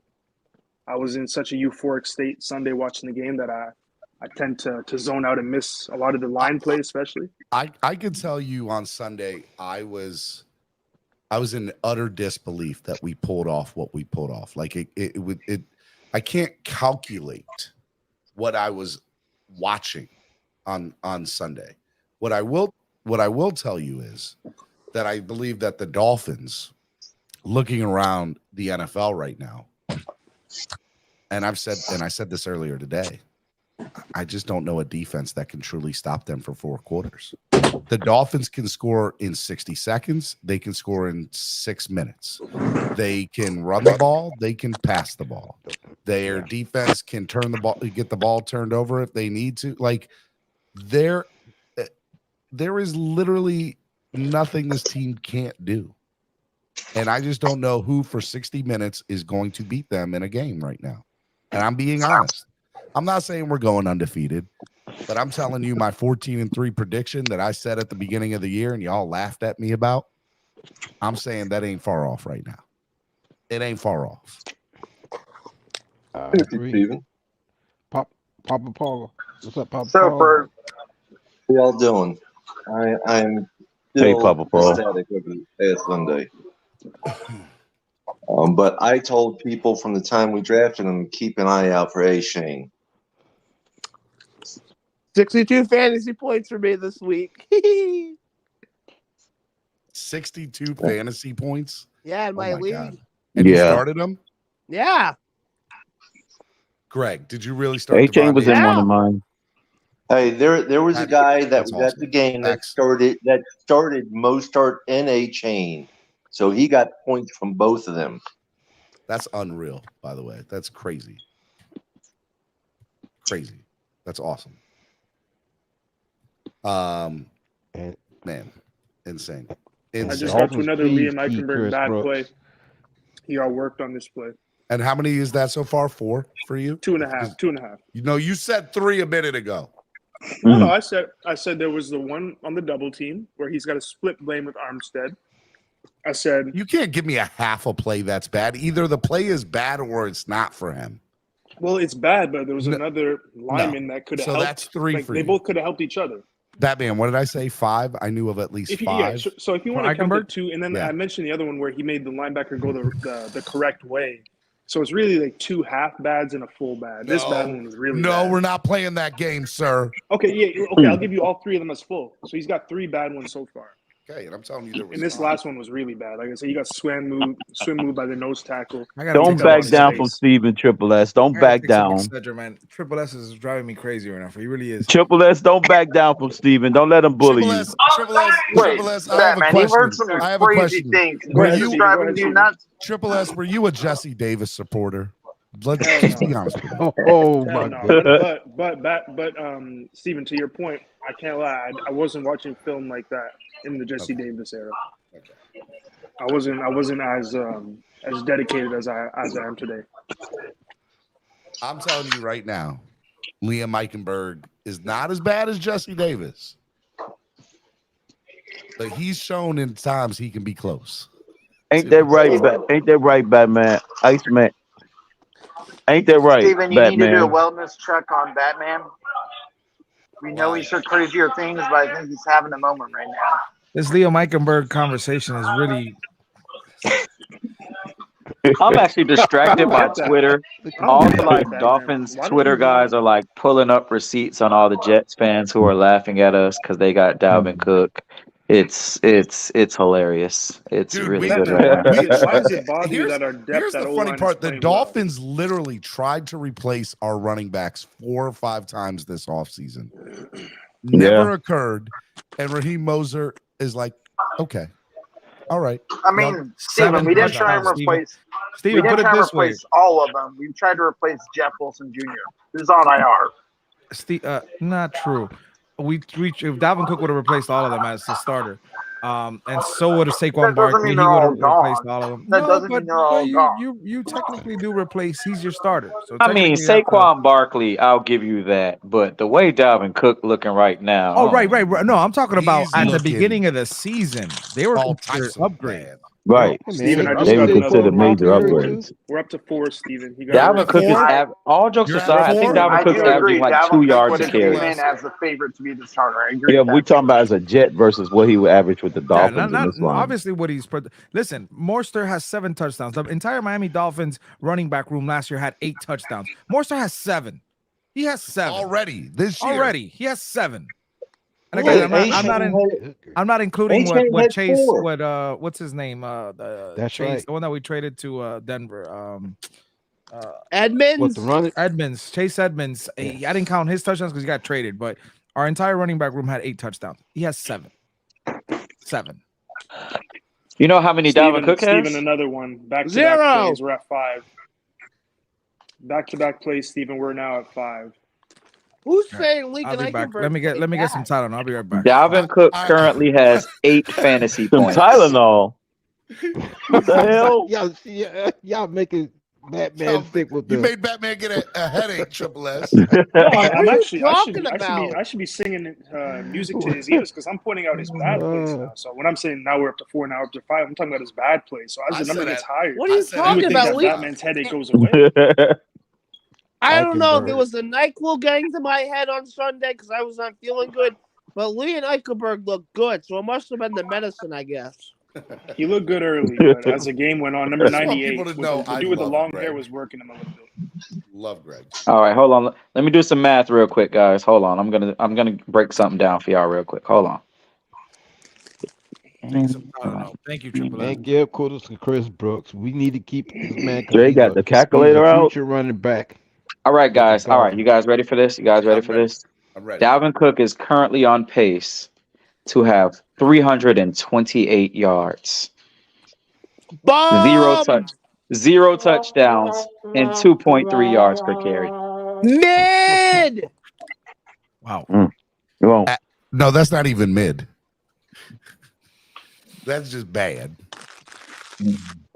Hey, so the last couple plays of the game, the whole last 4 plays, or 3 or 4 plays, Eichenberg was bad. So I think we just got up to 6 and 7 on the last 2 plays. The 6th one wasn't that bad, but the 7th one was pretty bad. You gotta get The 2 plays where we were hoping we would break the yards record, and Chris Brooks was getting tackled. Both times it was number 98 against Eichenberg. Give me a few minutes for the Tylenol to kick in, Triple S. Come on. Just give me a few minutes. I'm trying to help you out, man. I'm telling you. Yeah, man. He just blamed Eichenberg for not being the reason we broke the record. It should help you. Yeah, exactly. That should help you, bro. Listen, so Steven, do you bring the center that we have in the practice squad? I think his name is Asumalu. Uvalde. Uvalde. Do you bring him up? Do you bring him up for this Yes. game? Okay. Yes. Because I would. 100%. I would even start him too. Well, He what will be about at- I don't know what Triple S says. I would even start him. What about defensive lineman Peely? He played. He's the one that. Oh no, that was Hands. That's the one that the interception Ogba got. It was Hands that he hit it. I thought it was Peely too, but it was Hands. I want Peely to get some snaps. I mean, listen. Did he get any snaps in the last game? Did he play? Was he dressed? I didn't see Peely, him. the defensive I tackle. didn't play at all. No, I didn't see He him. did. He did play. He did play. Okay. Oh, he played. Yeah, Has let me tell Raekwon you Davis his done snaps anything right yet? He played. He was in that play with with Hands and Ogba got the interception. He was in that play. Raekwon has looked good. Week 2, I thought he looked really good, and then week 3, again, I have to watch, a little bit more. But he looked. He didn't stick out as a bad player. They didn't run the ball well on us, so. I mean, that's trenches. Robert, do you have something going on in your background? Oh, we're got a party going on. D1 just tweeted a like graph of what the stats look like in their last 17 NFL starts between Tua, Herbert, and Burrow. And I'll just say 2 things. 1, Tua looks better than the other guys. 8 games. 2, all 3 of them look great. God dang, this was a good draft. Oh my God. Actually, all 5 of them, if you really think about it. All 5 quarterbacks. Yeah, the total Jalen 5. Hurts. Yes, Hurts if you and, count the second round. And Love. I don't know, guys. Jordan Jalen Love. Hurts isn't looking good to me this season. I know they're 3-0, but Jalen Hurts has not looked good to me. Nah, he made some good throws. He made some good throws. Yeah, he made some good throws in that last game against the Buccaneers defense. Look, I said it yesterday, Steven. Look, but first Philly year, left a little slack as compared to last year. I guess he's having the same season he had last year. Herbert broke all of Marino's records, right? Herbert was year 1. He was the best quarterback of the draft. Yes. Year 2, Burrow took that team to the Super Bowl, so he was the best quarterback in that draft. Year 3, Tua and Hurts were having a year, but Hurts went to the Super Bowl, so it was Hurts' year in year 3. This is Tua's year 4, and Tua's gonna take that and he's gonna run with it. Every year a quarterback has had it. And Love is playing good too. Love is playing good. I'm not gonna take anything away from Love. Right. Love is playing really good. Yeah, that's the that guy whole Flo draft won it, turned ain't out it? to be good. Tua's on track for over 5,800 yards this year right now. Bro, we wanted 4,500. Look at that, and we wanted 45. He can get more than that. It's crazy, and stay healthy. How big of a record is that? Like, what's the previous record? Wasn't it Marino? Yeah, like no, the record is Peyton Manning. He's got like 5,500. Yeah, something like that. Yeah. He broke Marino's. Marino's like 53. And I think it was Marino, still 16. Marino was like 4,800. Right. I think it was still 6. No, Marino had 5,000. Oh, he did? Wait. Yeah, sure about that? 5,030. He had 48 touchdowns. Okay, you're probably right. You thinking of the 48 touchdowns?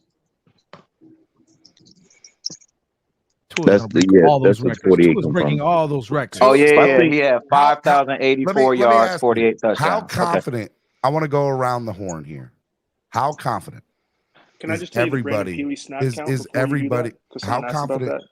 Can y'all hear me? Yeah. Okay. Yeah, I can hear you. I just wanted to see if I could sneak in the Brandon Peely snap count real quick. He had 14 snaps on defense last game, 22.6% of the defensive snaps. So he played a bit. Okay. Especially late. That's pretty good. Confident on a scale of 1 to 10 that Tua is going to win the MVP this year. If he stays healthy, I say 80%. I'm at 7. Yeah, I'm at 7. I'm with it, Dravius. I would say 7. Over the course of a long season, the ebbs and flows, I would say 7. I'm gonna be real with y'all. If it isn't 9 or higher, I don't know what y'all thinking about right now. Talk about a 1 through 10. Here's the thing. You got to remember the course of the season.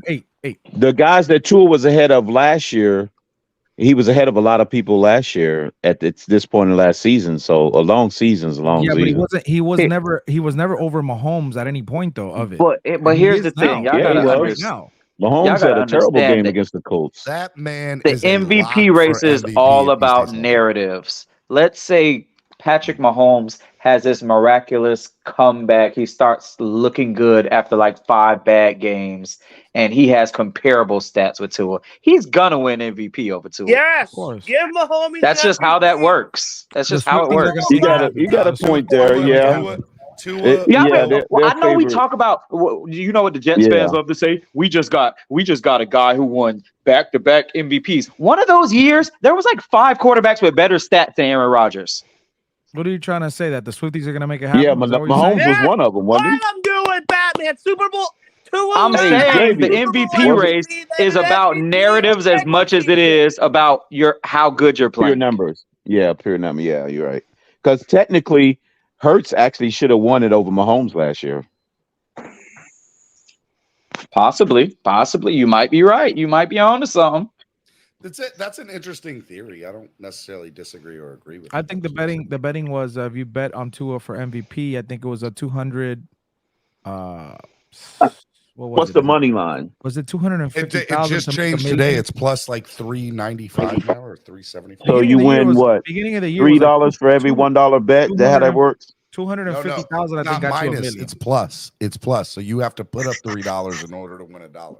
In order to win $1. Oh Now shit! Damn. So you're in a losing trade then. Let me answer the question this way, Steve. Who's the when real you deal? talk about MVP, you got to talk about who would leave the biggest hole in the season, the NFL season, and the narrative of the NFL season if you were to take them out. And so last year, I know you guys said Jalen Hurts, but I mean he had a great season, but it's still Mahomes. He had the best regular season in my opinion, and again, narrative driven. Who leaves the biggest hole when you take them out of last season? To me, it's Patrick Mahomes. So far, it's clearly Tua. He's been the story of the league. So if he continues this way, he'll win it. But he has to continue to be the play well enough to be the main. And everybody else remain constant. Steven, can you put the comment for North? So everybody else has to remain constant where they're at now. A lot of people have been asking me that as far as the place and time. Are we still going to do fan club weekend, the Panthers game? That's Saturday night. Because to Dravia's point, Mahomes needs to have a whole bunch of good Crypto. games, and he'll leapfrog ahead of him. Hold on, Crypto. 3 to 7 p.m. at Bow Campers in Fort Lauderdale on the Intercoastal off Oakland Park Boulevard is where we will be that Saturday night from 3 p.m. to 7 p.m. at Bow Campers for the fan club weekend event. I will be there live for 3 of those hours in the couch in the back. We will be streaming live. So if you're not making it to fan club weekend, you're gonna be able to be part of the fun. What about the week before? The Giants? Yes. I don't know if I'm coming to that because I got to go to Philadelphia the weekend after for the Philly invasion. Good luck, Steven. No, it's not that. It's not the next weekend after. It's like a couple of weeks It's the in very between next games. weekend after fan club. By the way, Steven, I requested the whole weekend off. So starting Friday, we'll be at Dirty Sportswear. Hey, we'll be at Dirty Sportswear on Friday. Actually, I don't know about that. Dirty Sportswear. It depends on. I might be coming in on Friday now that I think about it. Oh, okay. You might be coming in. Wait, Wait, fan weekend is the Panthers game? Who would you call Panthers game? Yeah. That's kind of early. I feel like y'all always have it later in the year. No, it's usually it's the same weekend as last year. Okay. Wait, is the Panthers game the 15th of October? Yes, it is. Yes. Oh, you know what? I am going to be there on Thursday. So yes, Friday we will do Dirty Sportswear in the morning. We got to get with Vestasaur so we could get some beers. I could pick them up. We'll get some beers. We'll do Dirty Sportswear in the morning that Friday. I will be at Boat Campers on Saturday, and I'll be bringing a surprise guest. Ooh. It's a Dirty Sportswear? No, he said Saturday No. for the Boat Campers. Oh, Saturday, Boat Campers. Where can you give me a hint? Does it rhyme with Pete? No. Bring Pete. We should bring Pete to Fan Week. That'd be awesome. Oh my goodness. Bring Pete. Can you imagine if I could get Pete to come for Fan Week and everybody meets him? I've never met him in person. I've never met him in person. It will be a riot. Go ahead. Give me a hint. Give me a hint. Who's the who? What? Give me a hint. I can't. He wants to keep it a total surprise. Oh, I just gave you a hint. It's a he. All right. I'm excited now. Hey, Batman, how's your beer collaboration going, man?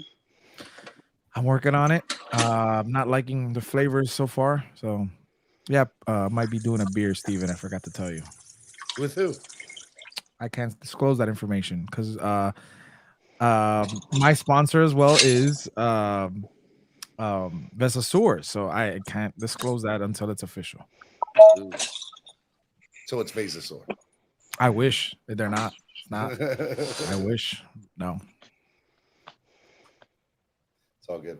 All right, let's go ahead and do final thoughts of the day, guys. I got a lot of stuff to do. I can't be with y'all all day. All right. I got one. I'm so sick of the Taylor Swift BS. It's time to start showing Tua Tagovailoa everywhere. And Tyreek. Start showing Tua and his wife. I'm sick of it. Every time I turn on ESPN, it's Taylor Swift, Taylor Swift. No, Tua. That's my final thought. He's not lying either. He's not lying. Hey, Jalen Waddle was in full practice today, and he's expected to clear concussion protocol this afternoon. Oh, yeah. All right. We're back. Jalen Phillips and Connor Williams did not practice today. God damn it. We were doing so good. We did well without Jalen Phillips. Okay, we got one of the Jalen's back. We just need the other two now. They got to do the final test, but they're he'll be back. It sounds like he's gonna pass it. Yeah. I blame Triple S for this. I have my talk show tonight at 8:45. Come on, join in. It's pretty much an open panel whenever I do my talk show, except for maybe the first 30 minutes. I'll be there. Peace, love, and fins up, everybody. Y'all have a great day. Love you, Papa. All right, Papa. See you later. All right, hey, by the way, Steven, Lewis says if you could say one quick thing because he's on vacation. He's in Vegas for his birthday weekend. He wants to say something real quick. Is this the real that's OG? it. That's his new name. That's his new name. The real. He wants to go OG? by that. He doesn't want to be addressed as Lewis anymore. I am the real The OG, artist formerly Steven. known as Lewis. What's up, OG? I don't want to hear from him. Steven. He said he was going to come on Monday and never showed. He's on vacation. Steven, I just landed with my wife. I had to get things ready and right, Steven. I'm on vacation. Okay? I'm out here partying. I'm getting lit out here, Steven. I'm a people person. You know what it is? The real OG's in the building. What's good, fellas? What's going on? Hey, what's going on, Ninth extension, Lewis. I feel some type of way. You gonna do me like that, Steven? Type of way, Lewis. I'm not calling you the real OG. I'm calling you Lewis. All right, you're just gonna be Lewis. I will not respond. Regular, to that. plain old Lewis. Boring, Hey, Steven, plain if old. you're not gonna call him Steven, if you're not gonna call him OG, I can't rock with you anymore, bro. Exactly. Call him OG Talk to right him, now. Triple S. You can't Exactly. call him That's OG OG right now. You got to address do him it. by his new title, Steven. First of all, and you guys are wrong. It's not OG. There's another guy that's a bum that goes by OG. I am the real OG. You know, I'm not going to disagree with that statement. I concur. A lot of controversy in this fan base. I know. So much drama. So much drama. Steven, someone told me you're the toxicity king. You're the one that holds all the toxicity, Steven. What? Who said that? Oh, that's the rumor in the street. That's the rumor going around. That I am the toxicity king? Yeah. Why? Because of Wildin' Out Wednesday? Yeah, they say that you came up with Wildin' Out Wednesday and you brought all the toxicity. Ooh, That's what I was told. Steven, we got a new stat that just came out. PFF. Highest rated running back in the NFL is Raheem Mostert. Hold on, Batman. I want you to say it. Give me a second. I got to address this.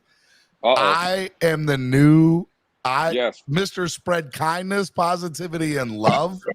I am the toxic person in this fan base. They said that is all lies, that you are the toxicity king. Don't blame me, Steven. Steve, you know what? You're starting to make me feel bad, Steven.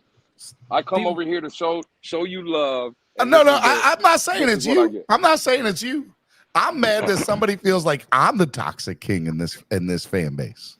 Oh man. There's a lot of things that you can. There's a lot of things that you can say about me. I thought that but was toxic is never going to be one of those things. Ever. That might be a gas station. First of all, Wild Out Wednesday came into place because of the fans, not because of me. The fans are the one that created Wild Out Wednesday, not Stephen D. You're the arbiter of Wild Out Wednesday. I give the fans Absolutely. what they want. If they had their way, That's a they'd have fact. Wild Out Wednesday every day of the week. Steven, I don't think control it to one day. I don't think Andreas likes that they're calling you Toxic King. That's his hashtag name. That's his name. No, I was told that I'm toxic because I didn't want to be a part of the kumbaya. I wasn't with none of that bullshit, and I'm divisive. I'm trash. Oh, Damn. you just don't want to see Dolphins fans united. You're the worst part of this fan base. You're so toxic. So I just embraced it. I just embraced it. I'm toxic. So hold up. One more time. Just for the sake of just put it out there. I, Stephen Daniels, talk about myself in third person for a second. Am the toxic king of the Miami Dolphins fan base? You might be. You might what be. The rumor. That's what the rumors in the street That's is, the Steven. rumor. I'm just trying to let you know what the Y'all have a streets good are show. saying, Steven. Be good. Oh, I'm not even gonna listen to y'all. Nah, I put my headphones down. I can't hear what y'all are saying. I refuse. Okay, I refuse. I refuse to hear y'all. I got the sound turned down. Y'all are talking right now. I don't know nothing. Me, the toxic king? Are y'all crazy? Go somewhere with that. Just go somewhere. Steven, can I say something? Can I do my final thoughts real quick? Because this headache is kicking me. Triple S pot. He was still talking about Eichenberg, and my headache was it's kicking right now. I took 2 Tylenols and it's still hurting. So I'm gonna take off. I just back want down, to say this. Triple S. I agree with Lewis. Monday, not even Monday, Sunday night, Chris Greer should be out. Should be once they land that plane, Chris Greer should be giving Tua $400 million guaranteed. I agree with Lewis. Fins up, everybody. I didn't say that, Batman. Don't put that on me, Batman. I agree with Lewis, you're saying $400 million guaranteed? $400 million guaranteed. Over how many years? 3. Batman's calls it for 3. Batman. 3. Oh, get Lewis, that's what you support? I mean, the real OG. Hold up. Mr. Lewis, Paul, if you Josh out of Tambanova. All right, Batman. Kumbaya, Les, Robert, Crypto, the real OG, everybody in chat. Fins up. Everybody have a beautiful day. Thank you, Batman. All right, man. We'll see you around, Batman. All right. Lewis, you're signing off on over $50 million a year for Tua, but you won't sign off on $20 million a year for Christian Wilkins. Is that what I heard? Well, one player deserves it and one player doesn't, Robert. I'll let you take the pick. All right. As long as I'm understanding correctly. No. Listen, Batman was trolling. No one said 400 million. But this is where we got to get out of our feelings, right? Bro, Tua has earned everybody. Not only he's earned everything that was coming to him now. That's why the real fans, right, should be very happy for this kid. Because I'm not talking about the Tua-neers that the first 2 years wanted to tell you he was the left arm of God when that man couldn't complete a 3-yard pass to the flat, right? No one was giving that kid credit for that. But the man has developed into what we all believe that he could be one day. And that's a franchise guy. And he should be compensated for that. I don't care if he goes in or we lose against Buffalo. It doesn't matter to me. I think we all got our answers. I think Tua is our guy moving forward. And he does deserve a new contract. If you look at the guys that came in and got drafted with him, Hurts got a bag, Burrow, Allen, you look at Herbert, they all got it. I think it's time for the Miami Dolphins to sit down with Tua and come to some kind of agreement because the kid has earned it. Nothing was given to him, and that's what I take pride in, right? Like, we got a quarterback that it wasn't given to him, it was earned. And well deserved on him, man. He shout out to Tua, man. He's the guy. I have no complaints with that. All right. Who else hasn't done a final thought yet? I haven't. All right, go ahead. That's mine. That's my final thought, Steven. All right? And I love you. Say it back to me, Steven. I love you, Steven. I love you, I guess. So don't say it. I will not accept that. I love you. Go ahead. I love you. I love you too. No, look at the camera. Look at me, Steven, while you tell me. Lewis. Yes. No, the real OG. Yeah, say it, Steven. Get it right. The real OG. Nope, not today. I'll address you like that tomorrow, but not today. Okay. Well, You just done look hurt. into my You done eyes, hurt my Steven. feelings. You done came into my house, and you done just talk about I'm the toxic king, and now I'm sitting here making That's life what decisions. I heard, Steven. That's what I heard. I didn't tell you I believe it. I just said what the streets are saying. The streets. If the streets are saying it, then it must be true. Well, hey, well. Again, the streets is like Google, Steven. You can't believe everything you hear. Well, that's true. I'll give you Same that. thing with the gas stations. Look, okay. Now, hey, sorry, Steven. Now you were saying something. Look into my eyes and tell me that you love me. I love Pause. you, Lewis. I love you. I love you too, Steven. Hey, salute to everybody else on the panel. All right. I didn't That's hear a good lot of old fashioned love story going on here. That's my God. Shout out to Taylor Swift. Me and Steven are down like 4 flat tires. I don't know Like if y'all 4 flats on a Cadillac. Right? Damn, why the tires got to be flat, OG? I never understood that reference. Hey, y'all Cryptos boys because they bees, man. stand Salute to firm and they everybody. don't move easily. All right, I get you. Get out of here, Lewis. All right, who's next? I'll go next. Stephen D, thank you. Right. That was awesome. I just wanted to jump on and listen to you guys while Live from New Zealand. Yeah. From New Zealand. Cheers for that. That was awesome, man. Love listening to you guys take. So yeah, definitely Dolphins gonna be cooking Buffalo this week. So definitely. Yeah. Thank you I guys. love you, brother. One love. Tell the people Yeah. out in New Zealand about CLOCKBLOCKERS. Scream it from the top of your lungs. Say, the #1 Miami fan morning show. Okay, that's what I need from you. All right. I love you, brother. Thanks for watching, All right. man. Yep. Thank you, Stephen D. Be easy. Well, we got people in New Zealand on the podcast. What's Can you believe it, y'all Steven? talking about? New Zealand. New Zealand in the building. Dolphin All fans right, are Crypto, spreading go all ahead, over the. Crypto. A good show, Steven, man. It's once again, it's your fault. Bringing all the toxicity in the fan base after a 70-point So I've heard. outing. So I've heard. I'm gonna have to make a personal visit to down there to Mississippi, man. I'm gonna have to knock on your door, man. Hey. You gotta go out and have some beers, man. Hey, you're more than welcome. Just let me know. Oh yeah. Oh yeah. So yeah, next weekend. Well, actually, I wanted to go to I still might go to the Buffalo game this weekend. You know, it's about a 7-hour drive. Save your money from for crib. the Super Bowl. Save your money for the Super Bowl. Save it. All right, I'll save it then. All right, we'll do that. I'm telling y'all right now, or because you're coming to my tailgate games, right? Philly, Washington, and Baltimore. Yeah. Okay. So yeah, I'm coming to those. I knew you were already coming to those. So save your money for the Super Bowl. Well, I'm also going to the Giant one, but you're not going to be in there for that weekend, right? Nah, I can't justify going 3 weeks in a row like that. I can't. A, I don't have the money, and B, I just can't do it. Like I just can't do it. Right, fan weekend is the following week. So yeah, I'll be there next week. And then I got Philadelphia right after. And by the way, Philadelphia falls on my wedding anniversary, so I'm already in. Yeah. Doghouse anyway. Yeah. Maybe it'll be a nice treat. We get the W and it pans out. Well, I hope. That's what I hope. All right, man. Love you, brother. Be good. Love you too, man. All right, Crypto. Who's next? I'll go ahead and go. Go ahead. All right. So this Sunday, we're going to kill some more buffalo. If they aren't an endangered species yet, make them one. And let's just have a good week, man.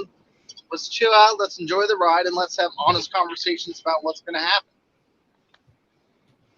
I hope Josh gets on his sugar high and chokes and does his curable high school kiddie things. And go Dolphins. Go Dolphins. Love it. Love it, man. Be good, man. Love you, Robert. See you later, bud. Have a good one. Greg.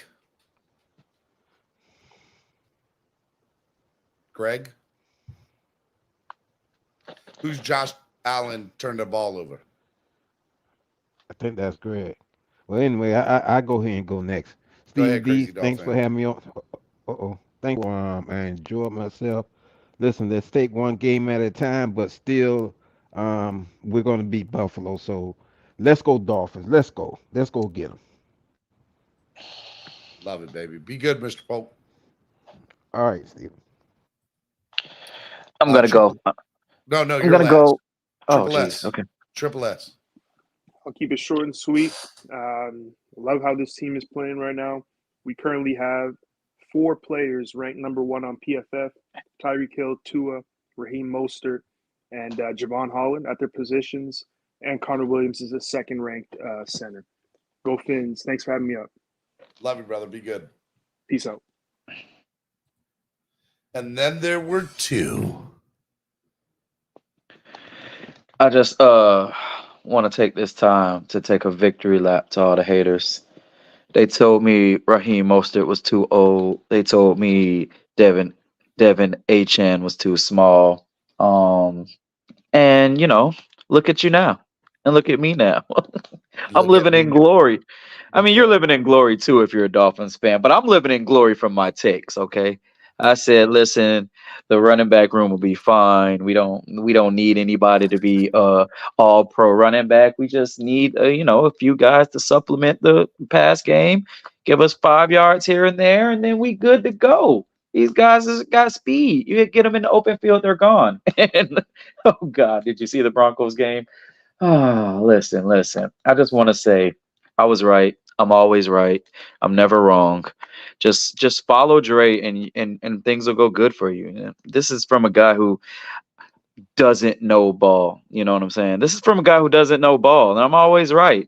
You guys listening to these guys watching their all 22 and all this stuff, and then they still give you bad analysis. Just listen to the casual fan who just looks at the game, uses his eyeballs, uses the fact that he knows this guy is faster than that guy, and we got a great scheme. So victory laps all day. Screw you bums. I'm out. I love it. All right, final thought of the day. I don't want to end on bad news, but I'll say this. It sounds like they have not determined if River Craycraft will go on the IR, but it is a possibility that River Craycraft could go on the IR. That's definitely not a certainty, but it's definitely not out of the question either. McDaniel just said they're taking a little time to assess his shoulder injury. And it's going to take some time. They want to see how his body responds day in and day out before they make that assessment. So my guess is they'll probably see what's going on with River. I hope he's going to be good because I thought he was primed for a big season this year. I hope he doesn't go on the IR. But injuries happen, and we all know that they do, but hope there's, less of them. We'll have to see. I mean, it could be an opportunity for Eazy-E too. So you never know. All right. Miami Sports Music's #1 Miami fan morning show. If you like today's show, do one of 2 things, or do both if you can, but at least one of 2 things. If you have not subscribed to the channel, subscribe, and have somebody else subscribed if you're already subscribed. Okay. So either if you're not subscribed, subscribe, or get a friend to go subscribe to the channel here. The second thing, if you're able to do it, is donate to the channel. Help the channel grow. It goes such a long way into helping the channel grow. There's a lot of things I want to do. I have a blank canvas here. I don't know if this is going to get done probably till next month, this room, but come next month, this thing should be looking really good. I don't just want to hang pictures on a wall, Eps. I want this thing to be dope. So I'm designing it as we speak, because when you see it, it's going to be awesome. So be on the lookout for that. I do want to remind people that are wanting to go to Philadelphia that the last day to buy tickets is Saturday night. We are stopping the sales for tickets to the game Saturday night. You can buy tailgate tickets all the way up till the day of the game, but game tickets, we're stopping selling those on Saturday night for Philadelphia. So if you want to get tickets to the game and a tailgate and in a bundle, You got to buy them now. If you want to just get tickets to the game, you got to buy them now and wait to buy, whatever. So, but game tickets for Philly are ending on Saturday night. So Sunday, you will not be able to buy tickets to Philly anymore. All right. To the Philadelphia game, you'll still be able to buy tickets to the tailgate. So just know. Wildin' Out Wednesday was today. It was a great show. I want to thank everybody who came on. It was awesome. I had so much fun. It was a lot of fun. We had over 3 hours of great talk today. It was fun. Go back, listen to it, hit the like button, donate, whatever you got to do to help the channel grow. Help. We can't grow without your help. So let's do it. Tomorrow's Thursday, Cameron 954. Hopefully Tamaris will be on tomorrow. I don't know yet. I'll find out this afternoon if Tamaris is going to be on tomorrow or not. We'll see. And yeah, that'll be tomorrow's show. We should have a good show tomorrow. It's going to be a lot of fun. I love you guys. You guys are the best fans in the world. Keep up the awesome work of listening to this great show that we do every day. And we'll see y'all tomorrow right here on Clock Blockers, the #1 Miami fan morning show. Peace. I know the whole city riding. A little early, it's a bit surprising. Business moves, now we enterprising. Switch it up, now we improvising. Go to get in the winter column. Whole squad been trained to go. Fence for life, we throw the foe. Singing this just to welcome bro. To a time, to a time. Time to grind, time to shine. To a time, to a time. To a time, to a time. To a time, to a time. Time to grind, time to shine. To a time, to a time.